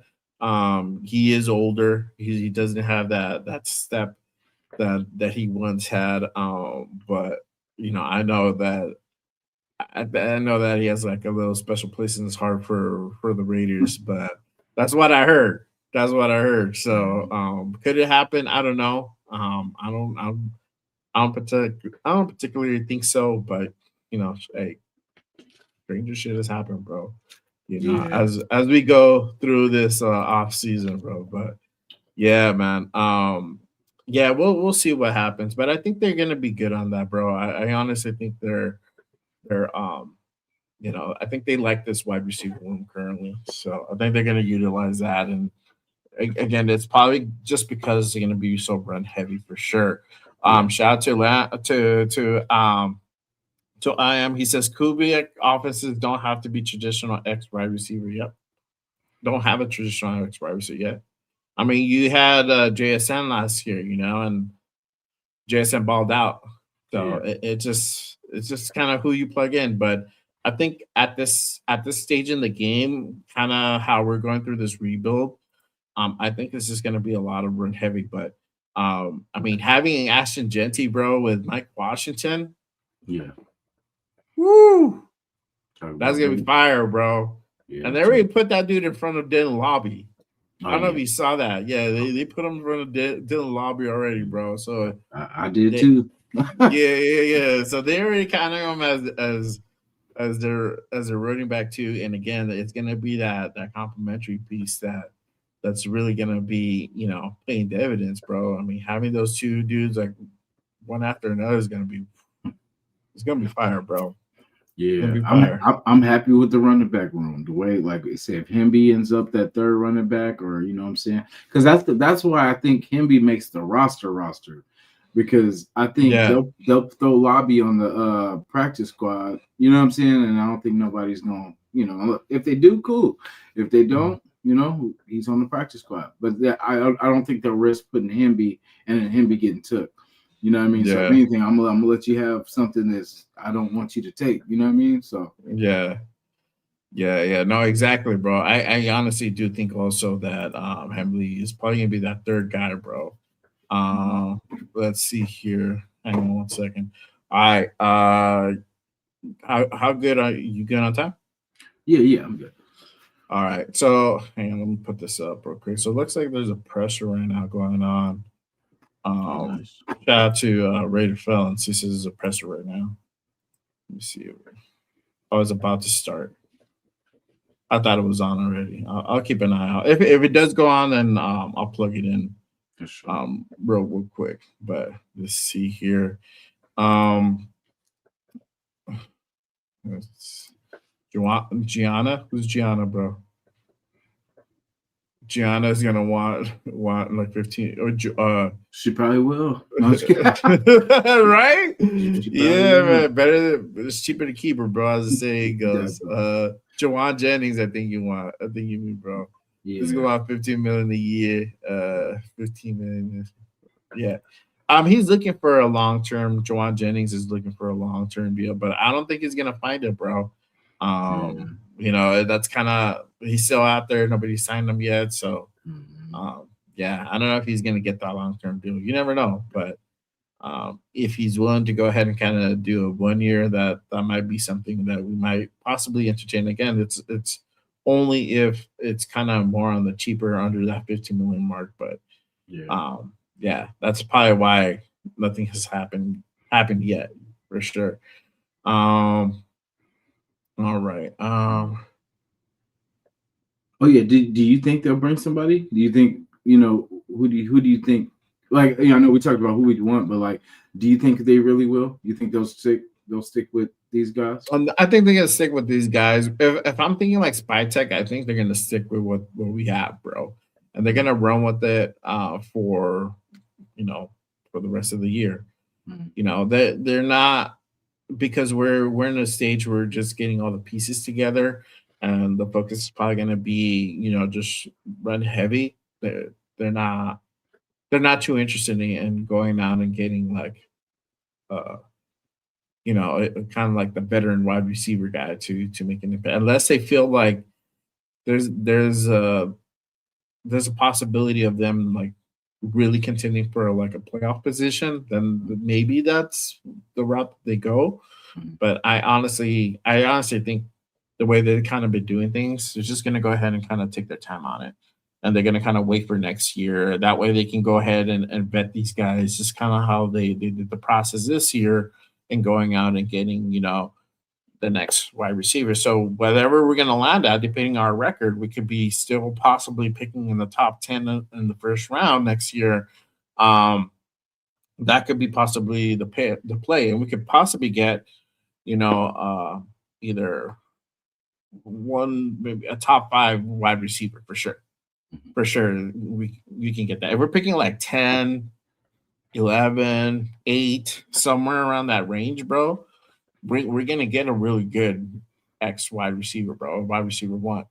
So it's just I don't see us like we're gonna be better than we were last year, but I don't think we're gonna be moving the needle like that. To be honest with you, that's just for me, and I'm not even trying to put a record on this year because Yeah.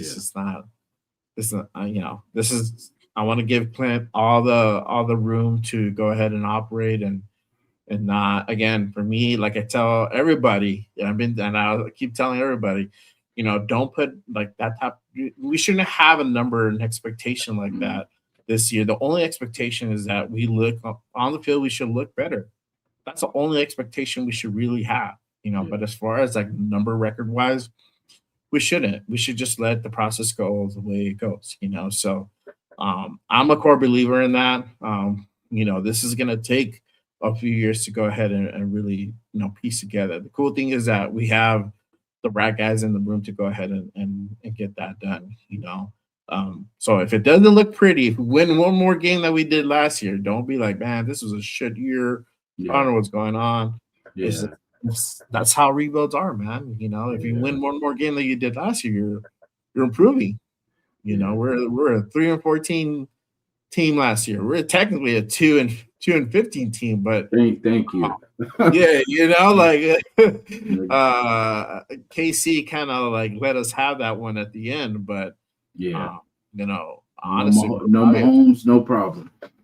yeah, exactly, and that was by chance, bro. If Patty was healthy, do you think they Yeah. would give us that one? No, Hell no no. way, bro. Yeah. They So, watched that season last year, so they already know. yeah. But we were for all intents and purposes, we're a 2-15 season, and yeah, if we win 4 games, cool. We win 5 games, I'm happy with that, bro. And I Yeah. feel like, all right, cool, we're building towards something, And then 2027 is probably going to be the year where we're really going to start contending for things. And if we do it this year, great. That's icing on the cake, bro. But if we Yeah. don't, yeah, they ain't nothing. Yeah. It ain't nothing, bro. Like not 9 games. This. Oh, I'm not saying we're gonna get 9, but I'm saying like you know how someone asked the question, if we won 9 games and say like we lose the last game to win the playoffs, are you still happy with how the season goes? Now, before I used to say no because it's playoff or bust. You know what I'm saying? Like, but Yeah. I mean, with how this thing has been going with us, bro, like that means that we had 9 wins, which is more than we've had in the last few years. And it means we're playing competitive ball again. So, I mean, damn, I hate to backtrack, but I mean, to be honest, I'd rather us be competitive, man. Like, I don't like how last year went. I don't never want to see nothing like that again, where we literally were thinking, no, not everybody, but I just get the big picture. It was easier. It was better for us to lose, and look what we've gained. It sucked, but we should have did this a long time ago. We would have already been here. You know what I mean? But it just took us years to swallow our pride and just say, look, man, we're gonna put put the guys we have here, and whatever happens, happens, and whatever happened, happened. You know what I mean? So and after this draft, are we mad? Everyone that was like, I don't want to lose it. None of us want to lose these games, but it is what it is. We earned this spot. We earned everything we got, but at least we're doing the right things with it. Because when Gruden was here, we traded things and we didn't get back in return what we traded away or got rid of. So this time, I feel like we're gaining. Because the impressive thing was we had 10 draft picks to start off with. We made hella moves, and then we still ended up with the same 10 picks and hit. You know what I mean? And Jermod McCoy is the gamble pick. So just let that sink in. Every other pick would have been, years ago would have been a gamble pick, and we would have had one good pick out of that whole mix. So now things are flipping. You know what I mean? Things are slowly turning in the right direction. So shout. Yeah, exactly for sure. Man, I agree. 100%. Shout out to my guy Greg. He says this season is a building of year of trying to be bought in with Kubiak and the players. We need to take it one game at a time. Yeah, bro. I for me the measuring point, the measuring stick is just gonna be how the eye test, bro. How we look on the field. Do we look competent on the field, bro? There was times where I'm like, yo, I don't even know we contend with the JUCO, bro. At times, for real. Like I'm not even capping because we look like bad, bro. We just straight look like dog shit, and I'm like, I think this is the point that we hit rock bottom. It wasn't the year prior, and though we thought we hit rock bottom, it was last year, bro. And I mean that 3-14 kind of tells you in itself, bro. And especially with all the expectations that we had going into that season, like, oh, we got Pete Carroll, oh, we got what's his name from Ohio State, offensive coordinator Chip Kelly. We got Chip in the building, and like, all right, cool. We still kept Patrick Graham, and so we like, all right, cool. We got continuity. We got this. We got a new quarterback and all this shit, and like it still produced the same turd, bro. Just even bigger. So I think with this year, though, we still got a new quarterback. We drafted a quarterback for the future. I think just knowing that, hey, this isn't still going to be a turd. It might just be a smaller turd. I'm cool with that, bro. I'm definitely cool with that.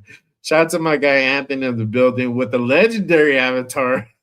There you go. One of my mods here at Just Raiders. Appreciate you pulling up. Salute to you, brother. All right. Let me see here. Shout out to Christopher Razorback. Yeah, bro. I'm saying your co-host for today. There you go. There you go. So it's good, my guy. Appreciate you pulling up. Yeah, Jermada is a solid pick, even if we came back a 7th rounder, man. I think you just make that deal all day, bro. You make that deal all day. It didn't hurt. The two most impressive trades were the Tyree Wilson and the Geno Smith trade. Man, shout out to bro.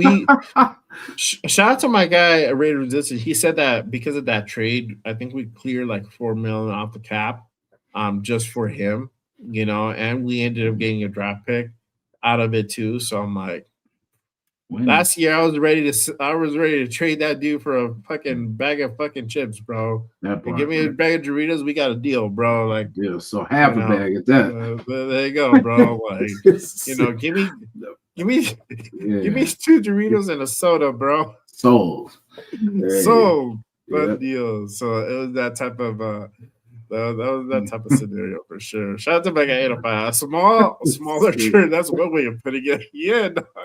I mean, I don't know how else you gonna put it, B. Yeah. You know what I mean? Oh man, that's funny. But Chris yeah. called the shot. He did. And he literally did too. The second day, like I was having a meltdown. I was like, what are we doing? You know what I'm saying? How does this help it? Blah, blah, blah. He said, oh, you never know. He said, he said, they'll probably trade Tyree Wilson tomorrow. Watch. And then first thing I thought of, I was like, damn, that's crazy. Because then it started making sense. Everything kind of start breaking down, like, okay, now I see. You know what I mean? Like it's just the order of everything, like I said, was crazy, and it just didn't make sense until day 3. And then he just did enough, bro, to like be able for him to be tradable. Yeah, that's how much production and ball play he had last year for him to be tradable. Like cool, because he did show some improvement, and last year, but it's just the expectation that we had for him as a 7th overall pick is just it ain't mathing, bro. Like what he's producing, what he's able to go ahead and contribute, it's just not on par, So it was definitely on that kind of bust type of level at this point. If he would have still been here at this point, it was probably what was going to be. It's probably going to head in that direction. It still can head in that direction, bro. Yeah. If he does the same shit he did last year over at New Orleans, same thing, bro. And he's probably gonna be a bust, bro. So I don't know. The Malcolm Kuntz thing, I think, is kind of a win-win for us because he's playing for a contract either somewhere else or because this is probably his last 1-year deal with us. So basically, he's gonna be balling. Like he's gonna be trying to give his best to either get his next. So. You know what I mean? So like, I that's pretty good. Because worst case, it's kind of like I said, it's a win-win because we didn't give him the big contract. Say if something happens, so if he doesn't ball out, we're like, cool. At least we didn't give you a multi-year contract. And then if he does ball out, then cool. And we'll talk at the end of the season. But it's kind of a win-win. But then we got a lot. Could he pay? You know what I'm saying? We got I don't know. We'll see who comes out of camp too. But we got a permanent on Max, on the other side. So, that's unless we do another fake trade, he ain't going nowhere, Yeah. I'm gonna go ahead and post this up. The pressure's on right now. Fernando's at the podium, so let me go ahead and pull that up real quick. All right. So don't go away. I'll put it up right now. I'll take a hit. Be able to look the guys in the eyes, and then so you can go out and execute. Everybody knows your life has kind of been a whirlwind the last few months, from Heisman to championships to draft and everything else. Have you been able to settle back into routine of just working? Has that happened for you yet? Do you feel like you're getting back to that? Yeah, out of all those, great milestones, I'm really happy about these past 2 days because it's back to football. It's good, and I really enjoyed college. We were able to end off the Hoosiers were able to end off on a high point, and now back to the bottom of the totem pole. Yesterday, I was like, wow, I have a lot to work on. And wow, the NFL players, everybody here in rookie camp, these are all really, really good players. So I need to elevate my level of play to then when we go to OTAs next week and training camp. So it's good to start back on the bottom of the totem pole. I have a lot to learn and a lot to grow up with great coaches and great players around me. I'm excited to do it. Talked about leadership being earned, not given kind of a couple weeks ago. We see you breaking down the huddle and stuff today. Are there steps that you've already taken to kind of establish yourself more as a leader here in Rookie Minicamp? Yeah, I would never proclaim me as a leader. I'd let my teammates do that. But in rookie camp, everybody's trying to show out. It's essentially a tryout for all the rookies, including me. Camp invites, UDFAs, any draft picks, as Coach Kubiak says. And so we're all just trying to rally together, keep each other up, whether it's bad play, good play, have a neutral mindset, and I naturally, getting to know the guys throughout these past 2 days, giving them fist bumps, them patting me on the butt, kind of giving a little talk back and forth after the plays, and Wait, what? stuff like that just naturally happens. Whether it's another player, like whoever it is breaking down. Yeah. So if you guys are just tapping in right now, appreciate you guys pulling up to Good Morning Raiders. Right now, the Raiders are having presser. I Fernando believe Mendoza May at the 11th podium. is the first day of OTAs. Is If I'm Wilkins not there still? mistaken, I have the calendar. Who's- However, Wilkins. I don't No. have the calendar. Right. Well, maybe I do. Sorry, I gotta check Teamworks. If it is on the first day of OTAs, like I said, I'm on the bottom of the totem pole here. I gotta prove myself. I can't miss practice. I don't know anything official. I don't have the calendar, but I just wouldn't, as a rookie, I don't think that's a good look. And I want to, try to best serve my teammates. And I don't know if that'd be accomplishing that goal, because it's, although it'd be, Fernando, you previously mentioned about Kirk Cousins. Just how beneficial is it to have someone in that quarterback room that's has familiarity with Kubiak's offense? Yeah, I think that when we're watching the film, we see, Kirk Cousins operating at a very high level. So I think it's going to be very beneficial hearing him talk, observe, and just being around him, trying to get some osmosis from him in a way where trying to absorb information. And I'm really looking forward to that relationship. Talk about that osmosis. When you come in the building, you see guys like Tim Brown and Marcus Allen and Jim Plunkett. What are those conversations like, and what are some pieces of advice that you would say they gave you that has even helped you this young in your career? Like Mr. Davis told me, the strength of the Raiders is in their alumni. And I think that's present when you see all these alumni out on the practice field or in the building. I think it's a very special thing about this cornerstone franchise. And it's them giving, evidently, if they see something on tape, I'm sure they'd tell any of the players, but it's more of at the Raiders standard and the commitment to excellence that they're going to push, because that's what they did when they were players, and I'm sure they want to see it now. You got a lot on your plate already anyway with what's going on here, but this coming Tuesday is going to be the first Hispanic Football Hall of Fame, and you were named the Hispanic College Player of the Year. What did that mean to you to be recognized as such? Well, it was a great honor, and there's been many great Hispanic players, like we just mentioned, Jim Plunkett. There's a lot of other great college players, Hispanic players in college this year. So we named that it's a great honor.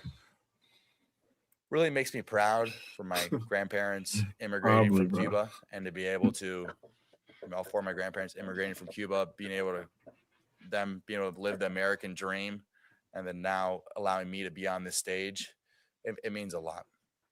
Went on to draft a whole lot of defensive backs after you. What have been your impressions of those guys early, and what's the battle going to be like with them throughout all the way through training camp? It's been great. I've been talking to all of them. My locker mate right now is Stooks, so to have him next to, battling him and seeing such a great player on the other side of the field, and just all the defensive players, it's been What's good, my guy? It's been great. Salute to my guy run down the building. Test the offense, especially the offensive rookies, and look forward to all of us growing together and best serving the organization. You met with Clint Kubiak a handful of times during the draft process. What are your first impressions of him as a coach?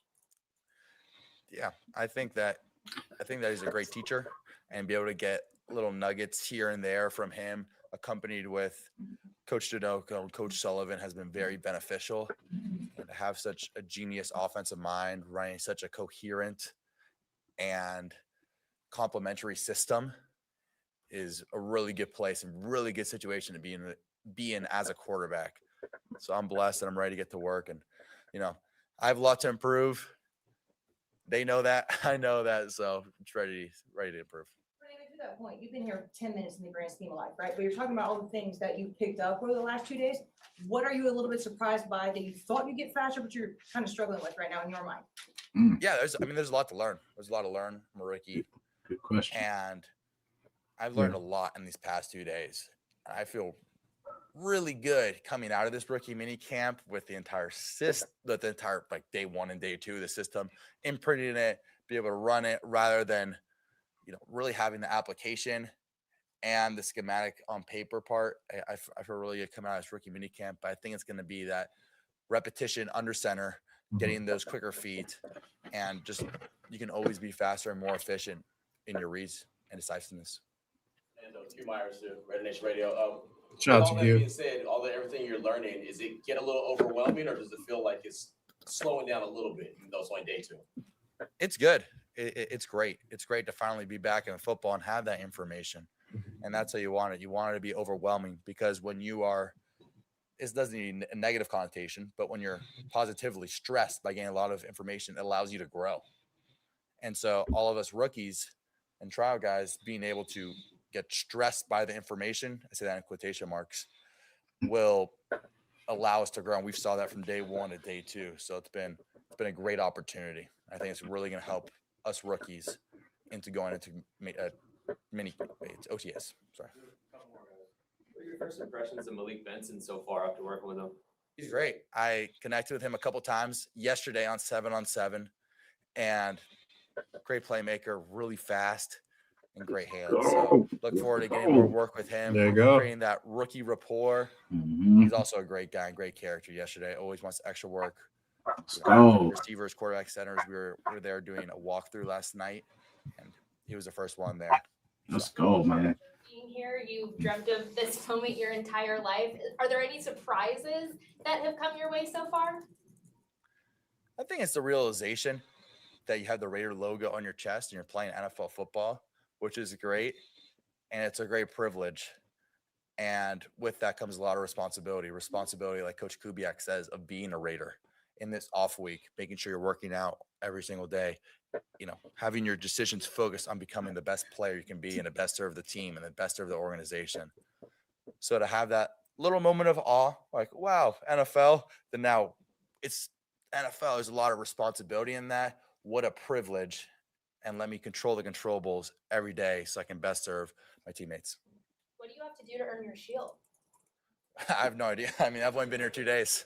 I would be lying to you if not, but I'm just going to try to improve every single day, and hopefully one day I could earn my shield. But yeah. Say you still have a lot to learn. What about that challenge excites you? Because you've been there before in your career. I think it always excites me to learn, because that means there's a room for growth. It's when the coach says, hey, you have a lot to learn, you have a lot of room to grow, it shows that your best football is ahead of you. Whether it's, any of the rookies, I believe we all have a lot of room to grow, including me. And so to hear that from the coaches means that they see, potential. However, potential is nothing unless you improve every single day and control the controllables. So looking forward to growing. And That's true. That's true, buddy. And working my way up and earning the respect of my teammates and becoming the best player I can become to best serve them. Thank you guys. Have a good one. All right. So that was Fernando. That was the Raider presser. Fernando was at the podium right now. He just spoke. Real quick, what did you think about everything he just said? We didn't miss too much. I think we just missed like 1 or 2 questions at the beginning. So yeah, it's Cal Bears, and Indiana Hoosiers are great people, great players. I'm excited, man. Like he's all about the work, and I appreciate that. Like he's not going in there tooting himself, and I have the same mentality too. Like I like to, you look better when you have confidence and you do well, and you're humble. People work with you a lot more, and if you're not an asshole or excuse me, a-hole, or what I'm saying, you do, what I mean, like you're cocky and all this kind of stuff. When you make mistakes, people are gonna get on your butt. So him, I feel like he's probably more far ahead than he's making it sound. What I mean? But he's staying humble and he's staying, just prove it. I love that he doesn't like all these interviews, like what he was saying, like he doesn't like the talking about it. He likes to get out there and do it. And I love people like that. I don't like the people that we've seen weeks after week, Monday through Saturday, talking about, oh, we're gonna do this and we're gonna blah blah blah. I like that about that action, man. So I can't wait for him to get his opportunity. I really feel he will get his opportunity a lot sooner than people think, because, like I said, I get the Manning and I get the whatchamacallit, the Luck vibes. Because when Luck would talk about plays and stuff like that, like he would just, you could tell the kid was just so smart. And like, that's what I say, for people like that, the game slows down, bro. Like for smart people, like it's not about, it's more not instincts, but it's just you understanding everything, understanding why. And that's why I said, like, once he gets to know this system, he's gonna be a dangerous man because like he almost overthinks. Like, you know what I mean? Like, and which for a quarterback, that's what you want. Because like Peyton Manning was like that. Like he would have all this stuff going. Like if this is not there, I know this is gonna be there. You know, and it was like it's just somebody's open, and he just knows to get it to him. So I hope what I'm feeling is, you know what I mean, what it is. But I'm very excited. I love the kid, man. Like I it's a breath of fresh air. You know what I mean? Like we've needed to do this for so long. Yeah. And I'm glad it's him. I'm glad it came at this point. So yeah, for sure, bro. And and I kind of know what he meant by like that good stress. It's like you're trying to absorb all this information. You're just trying to go ahead and be out there and give it, your everything. And I think that's what he's trying to go ahead and kind of, you know, portray. And I think that's what he was kind of mentioning before. Just kind of that good stress. It wasn't him like, oh, I don't know what, this is all too much for me. But it's just like, I'm trying to process everything. But different people learn different ways. So he might not be necessarily smart as he is.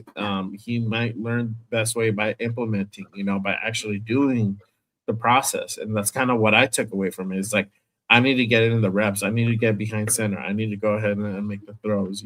All that for him is what really gets him better, not just learning the playbook. Because he's that like I need to actually do things type of guy, and that's kind of sometimes how we learn as well. So, little preview of Fernando earlier today under center. So, just kind of want to show you guys this real quick. So he's doing some boots and rollouts.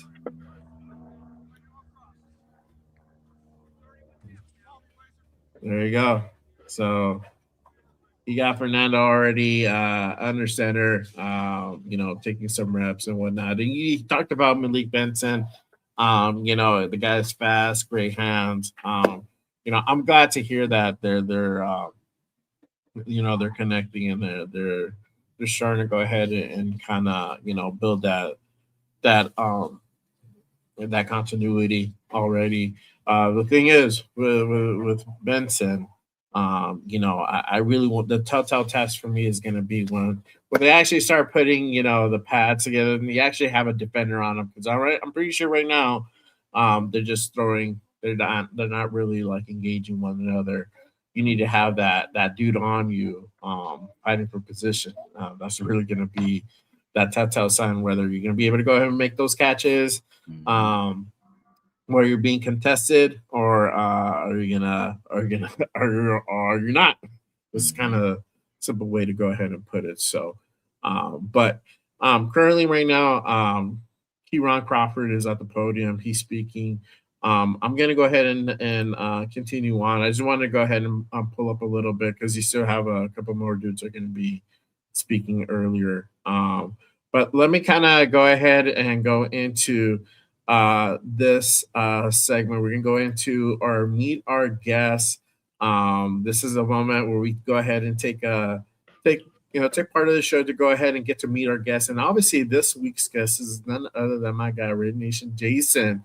And you were on here before last year, but we didn't get to do this. I didn't have this out there, so. I like to start with my guests as far as who's on your Raiders Mount Rushmore on your all-time, and this is you can put players, coaches, mix them in between. It don't matter, but I like to go ahead and ask this question: who's on your Raiders Mount Rushmore? Definitely. I'm gonna have to put Al Davis and Madden on for sure. That's two. Yeah. Growing up, it was always like C. Wood, Tim Brown, like were my favorite players. So like I would definitely put those two. To be honest, guys, like as a kid, I was adopted and all this kind of stuff. So, you know what I mean?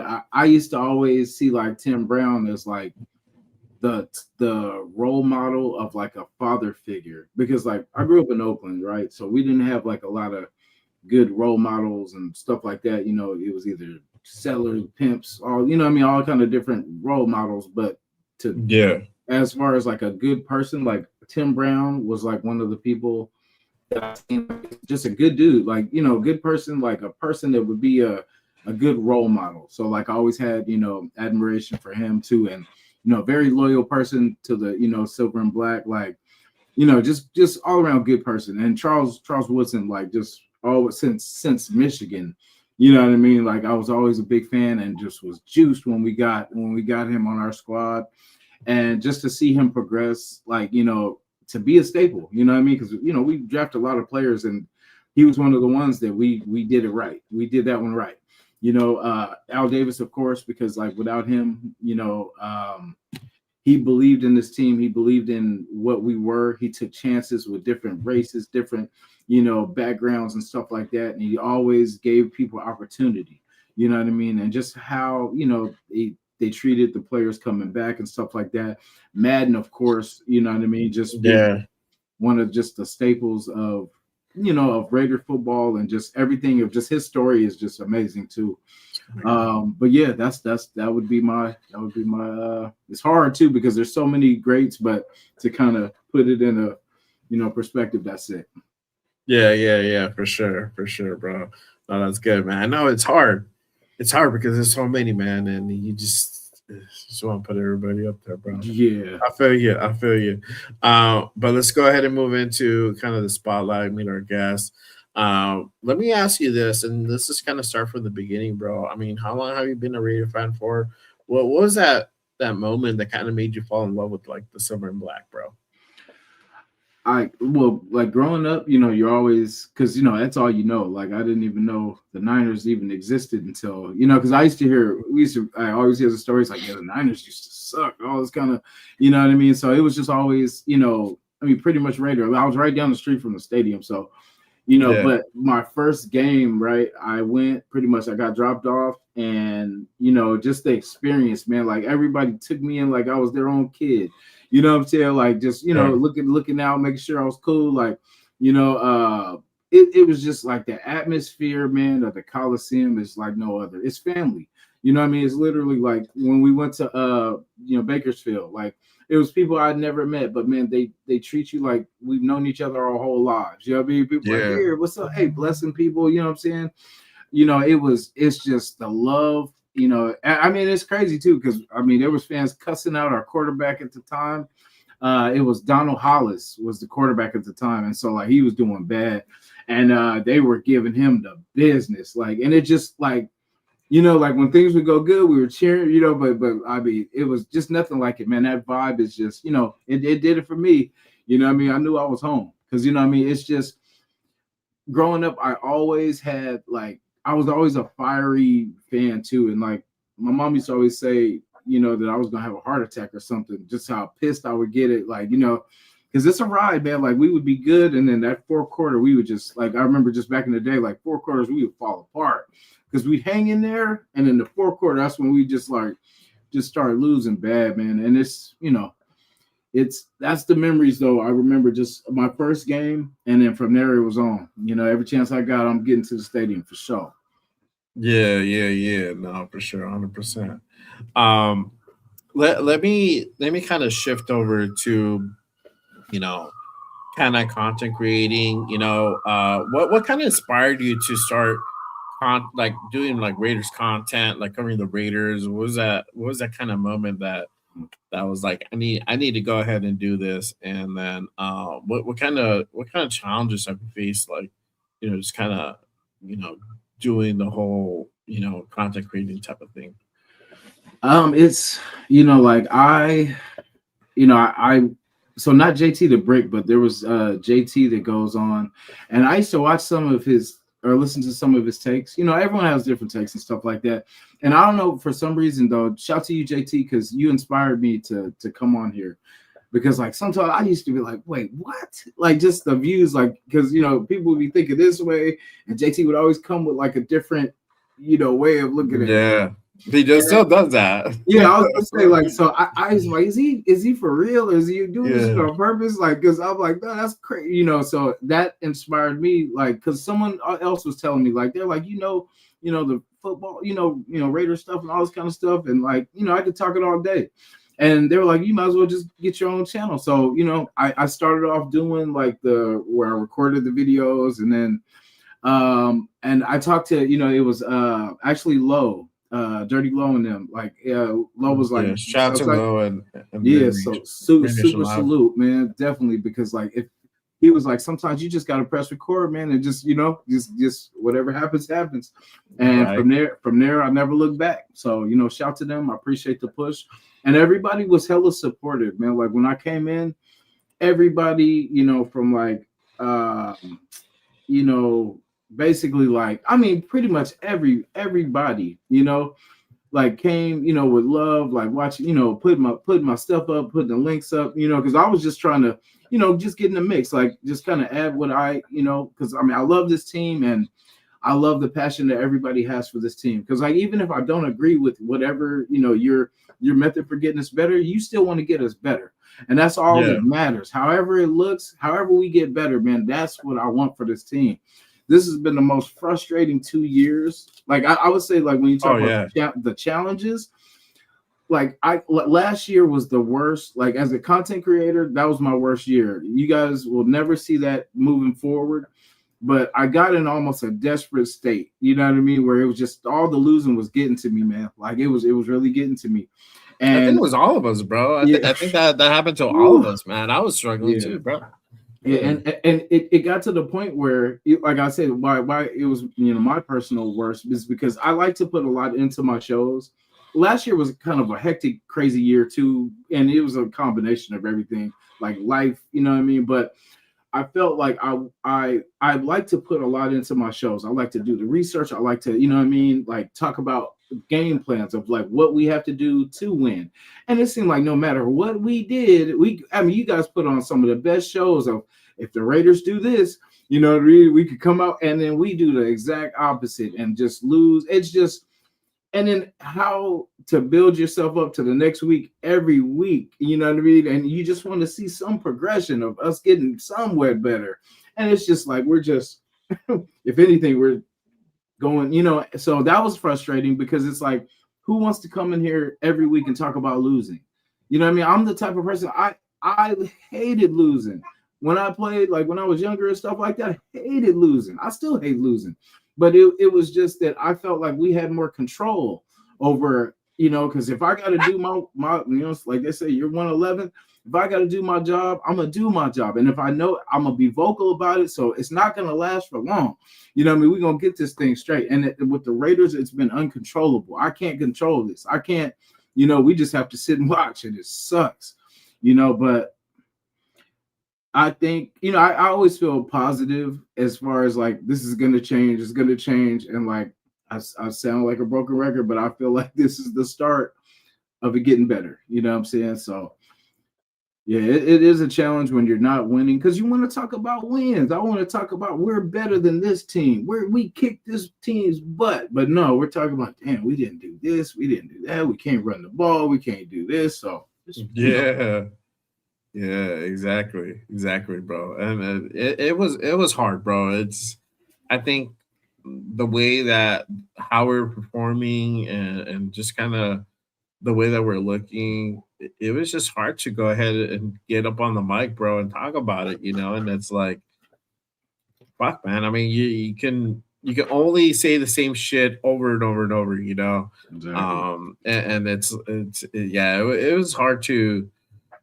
The motivating factor was hard just to do content, but just to like go through this process of having, watching this team play the way that they played, it was just, man, it was rough. It was rough, bro. So yeah, I feel you, man. But let me ask you this. Let everybody know what you kind of have going on. You have anything in the works, anything that they should be looking out for, and then where can they find you at, man? Yep, R&J podcast. I've been venturing with a lot of music. I used to do music back in the day, like, so I've been pretty much experimenting with music, and I'm trying to bring because in the dead of the season, right? There's like we're just waiting for something to crack off. So I want to be able to provide stuff in the off season. So I've been doing music videos. Like, I'm getting better. So, don't judge me. But, good music. The visuals might not be as good as the songs, but like, they will get better. I'm just trying to find a good system where I can keep cranking them out. But I was supposed to put out one last night. So just know that after I get off here, this weekend, hopefully by tonight, I can put it up. But yeah, before the weekend's over, it'll be out. So every week I'll give you guys something. And yeah, we got the podcast as usual. Like we got my brothers. Shout out to Chewy too, man. Much love to you. I hope everything is good with you, my brother. Chris, I seen you in the chat too. My bros, we do the show. Yeah. Cover 3. Tomorrow we got the Sunday morning pillaging show.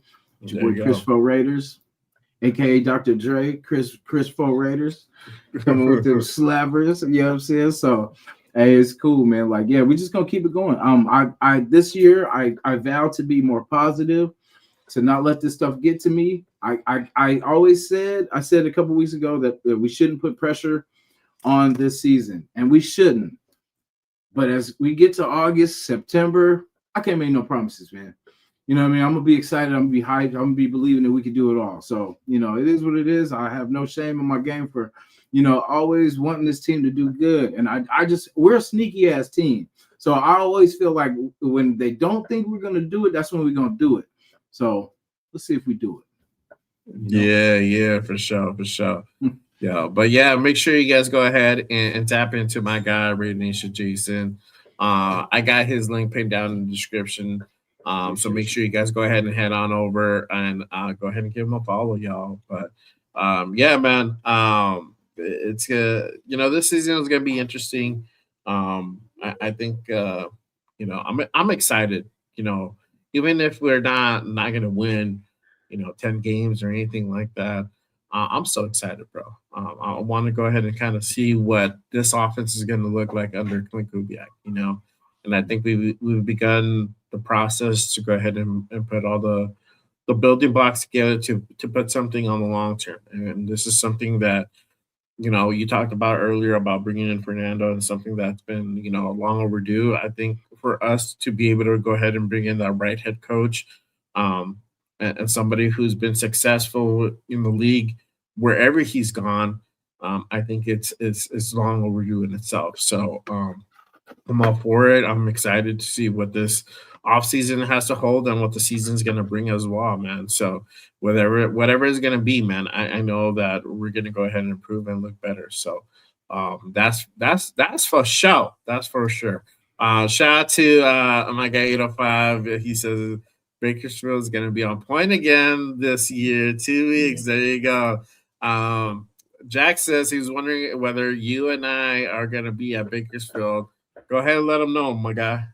Oh yeah, I will be there, man. Me and Chris will be, roaming around, seeing what trouble we can get into. So yeah, tap in, man. Like, we will be there. Hopefully Jay will be there too. We're gonna see. You know what I mean? I'm gonna be right back. I'm gonna just get my daughter real quick and then come right back up. You're good. As far as for me, most likely I will be there. I don't know 100% whether or not I will be there, but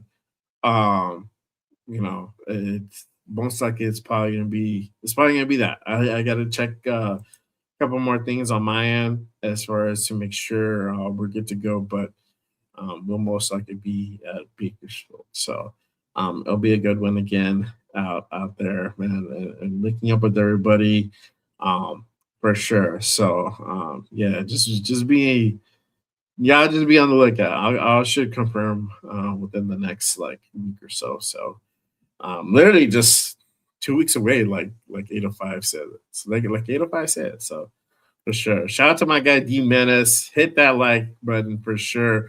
Appreciate you, my guy. Salute to you. Thank you for pulling up, my guy, and supporting the show. And again, if you guys haven't done so already, make sure you guys hit that like, hit that subscribe button on this channel, share it on all platforms. Salute to everybody on X. Make sure you guys hit that repost button as well. Make sure you guys go ahead and share this on all platforms. Send it to your peoples on on IG, on TikTok, wherever you can go ahead and share it out to the masses, y'all. Appreciate everyone pulling up and tapping in. But again, we just had Fernando speak at the presser. Raiders are holding a presser. You had Trade Stukes and Kenyon Crawford. Trayson just finished talking as well. I didn't catch. I saw I had him on. I had it in the background, but I didn't really get to hear as far as what too much of what they're saying. I might have to go ahead and kind of rewatch that presser in a little while, man. But all good stuff. I'm excited about those guys. I'm excited about Stooks. It's just gonna be that safety threat, man, and definitely you're gonna go ahead and see him get some reps for sure. I'm excited about finally us getting some nickels, man, and you know, uh, uh, man, looking back at last year where we were just like struggling to have people in that position, man. You mean we even had Chin doing some reps there. So it's finally good to have some depth, really good, like quality depth at the nickel position.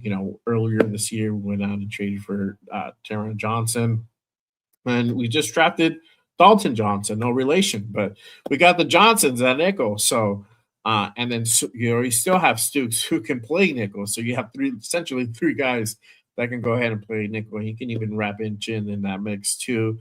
So this defense is gonna go ahead and show a lot of different looks. So I'm excited to see what that actually looks as well. You have we just went ahead and drafted um, Crawford as well. So we talked about it earlier as far as that those edges, that edge room also improved as well. With Kudins coming back, you have Quiddy Pay. You still have Charles Snowden, who had a pretty productive year last year. And then we just went out and drafted Crawford to go ahead and add to that mix as well. So excited to see what those guys can go ahead and bring in. And obviously that linebacker room, man, damn, that's gonna be entertaining as well. Obviously us going out and getting Walker and going out there and getting Quay Walker and Dean, man, it's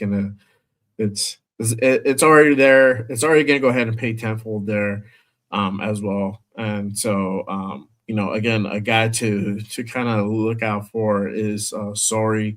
He's a UDFA guy, but that's somebody that I was kind of eyeing and I would pick up late rounds in my mock. So I'm glad that they went ahead and got him at UDFA. And he's gonna be a good rotational piece to go ahead and come in.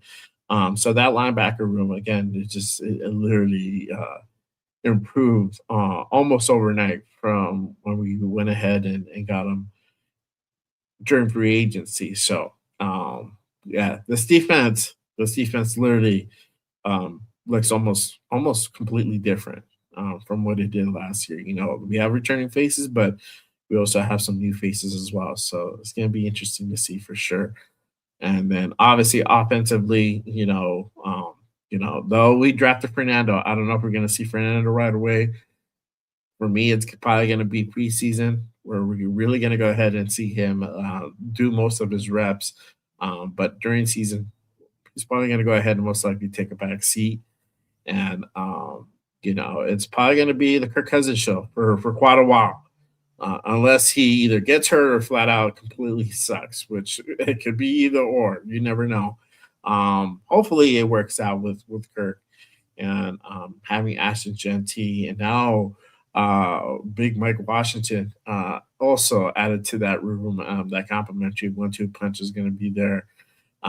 New additions with Naylor and Young being there as well to go ahead and be part of that mix. My guy Jason's back, and we got another special little guest. There you go. Our second special guest. There you go. We got Mama's in the building.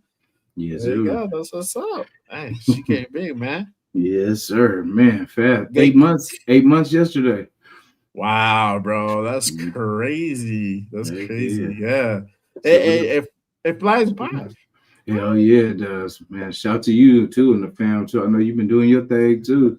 Yes, sir, man. You know, I'm over here raising these young kids, man. These young folk over here, bro. You know, my boy, because you know you were talking about the whole, you know, what we had life going on. You had your baby, and yeah, man. I have my boy. He's 15. He's about to turn 15 months. Literally in a few weeks. So, you know, celebrated his 1 year in February, and man, he's just growing up. He's already starting to walk, man. He's already taking What's his like up? 4 steps, and he's already starting to be like way more vocal, bro. And you know, he's trying to copy, you know, the words that we say and whatnot, man. So it just blink of an eye. So I know for if I do pull up to Bakersfield, man, yo, you're gonna see my little boy over there.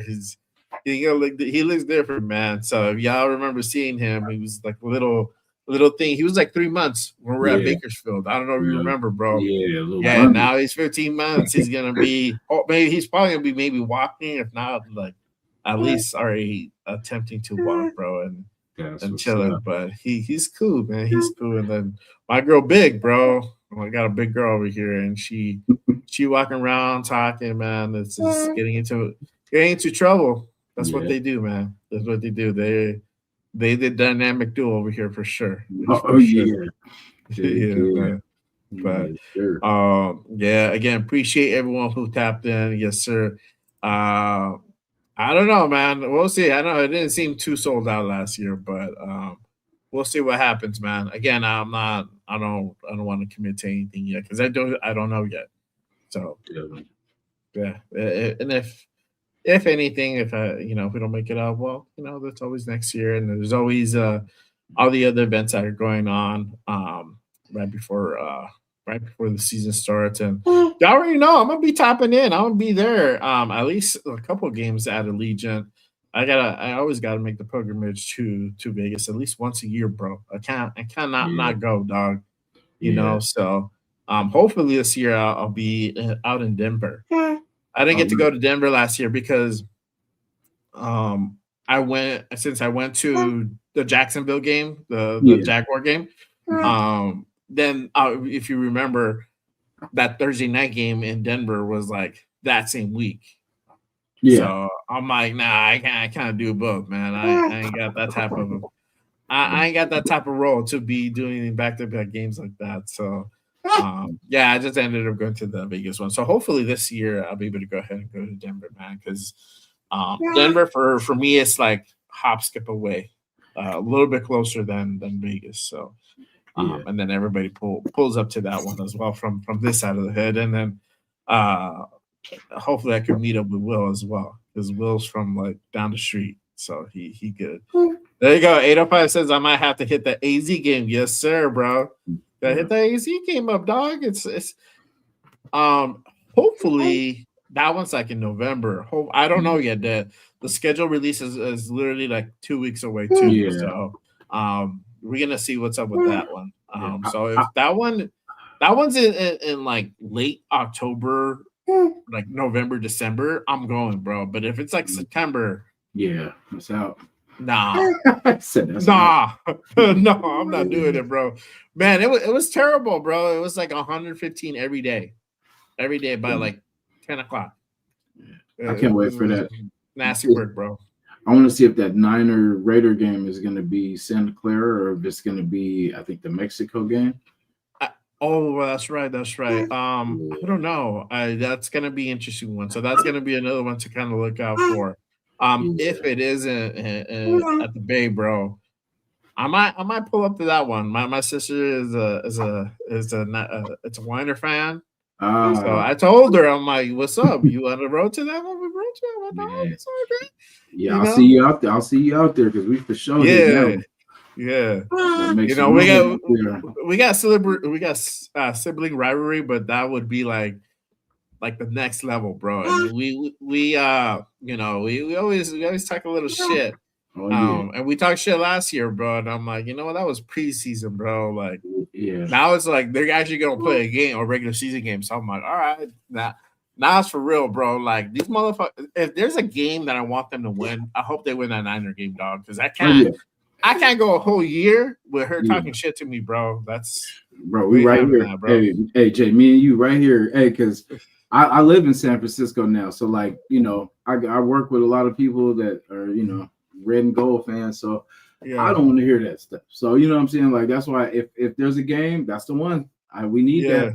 You know, last year I said it was the Saints game. Oh, no, the year before that, remember, because DC and all that. But we got that one. I think last year I said the Patriots game. So, and then shit, we didn't win nothing else pretty much after that. But that was it, yeah. Shout out to Jeff, bro, because that was like, well, I'm going to that one for sure. And then that's the game that he won, bro. So we I'm put like, all our energy into that, you know what I'm saying? And then everything else, we spit our load. Yeah, for sure, bro. Like, you know, that was it. That was like that one bus, and that was it, bro. I'm like, yeah. That's all you get into, like, you know, mid-season, bro, towards the end of the season. That's all y'all get. Yeah. Yeah. 805 said he's gonna be out to the Danny game. He's gonna try to hit that Browns game since Chris Protect Shields out there. He says, "Oh, I ain't no winter game." Yeah, bro, because then them Cleveland winners, they unforgiving, dog. I don't know, man. Yeah, but I'm not trying to go to no Phoenix, no Cardinal game, bro. Out in 115-degree heat, bro. I ain't doing 120-degree heat. That was my first game at Vegas. Was the Cardinals game, the overtime game where we lost in overtime with that fumble with Renfro. That was my first Vegas game. Yeah. Ooh, that one hurt. So every time I hear Arizona, I got a bitter moment for that one. Yeah, exactly, man. And I'll try to see if I can go out to that home opener again, man, and hopefully we win this time, bro. Because every home opener we haven't been doing too good. But man, again, let them know where they can go ahead and find you at, bro. And where to go, what shows you have going on as well. Definitely. You know, thanks again too, brother.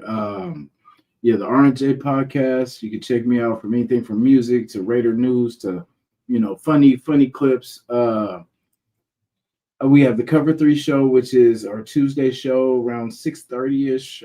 We do the Sunday morning pillaging show. It's Chris for Raiders on both shows. Chewy is with us on the Cover 3 show. You know, it's also, you know, you can pull up too, and with everything that's going on, it's been a lot to talk about. So as these weeks heat up, man, we'll have more stuff for you. Like I said, we'll be doing music in the meantime, because I know there's a gap between the draft and, you know, all the OTAs. Once they get out of camp, then we got a standstill. So we'll keep it lit, man. I know Jay gonna continue to do his thing, man, blessing us on these Saturday mornings, and we appreciate it. Yeah, man. You know, I'm gonna still be a Good Morning Raiders ain't going away, but we're gonna be doing it a little bit differently. I'm probably gonna be doing this more on the solo tip. We got some changes coming, so I got some exciting things in the works for everybody. So make sure you guys go ahead and stay tapped in. But I'll still be pulling up to Good Morning Raiders. It's probably gonna be like more like once every other week or once a month type of thing for Good Morning Raiders. But as far as some other stuff, I got some exciting things in the works for sure. But y'all already know, make sure you guys go ahead and tap into Raiders Unfiltered every damn Monday at 5 p.m. Pacific on the West Coast. Make sure you guys go ahead and tap in. We're going to be taking a short break from the Raider Connection. We're going to be on for the schedule reveal in a couple of weeks. So make sure you guys go ahead and pull up to that one.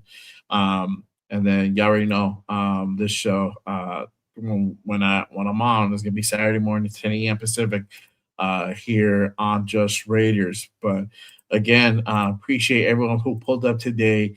Make sure again, you guys go ahead and share it on all platforms. Hit the channel. It does help to go ahead and channel grow and get out to the YouTube universe and help show it to other Raider fans out there for sure. Appreciate everybody on X who reposted as well. Salute to everybody. But that is it for today. Again, shout out to my guys. Salute to my guy Jasin. Thank you for pulling up today and rocking me, talking a little bit about Raiders football. We got to go ahead and hear Fernando talk about his 2 days at Rookie Camp, and hopefully we're gonna see a lot more of him to come as well. So make sure you guys go ahead and stay tuned to that. But there you go. Yep.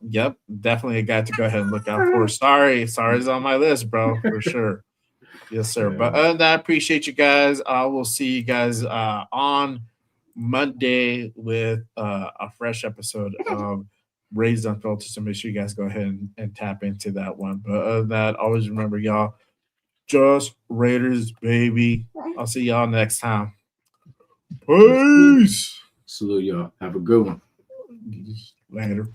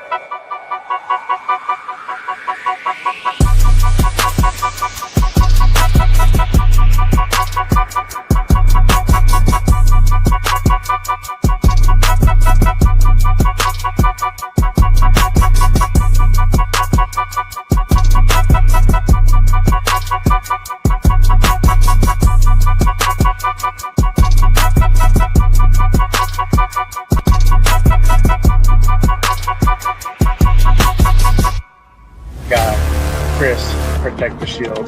Good morning, brother. How you doing? My guy, Lunatic Raider Legions. What is good? We on? Hey! We on. None other than Mr. Fist, bringing none other than our guy, Joe Morley, bring out none other than the Violator, Wayne Aubrey, bring out none other than the notorious Mitchell.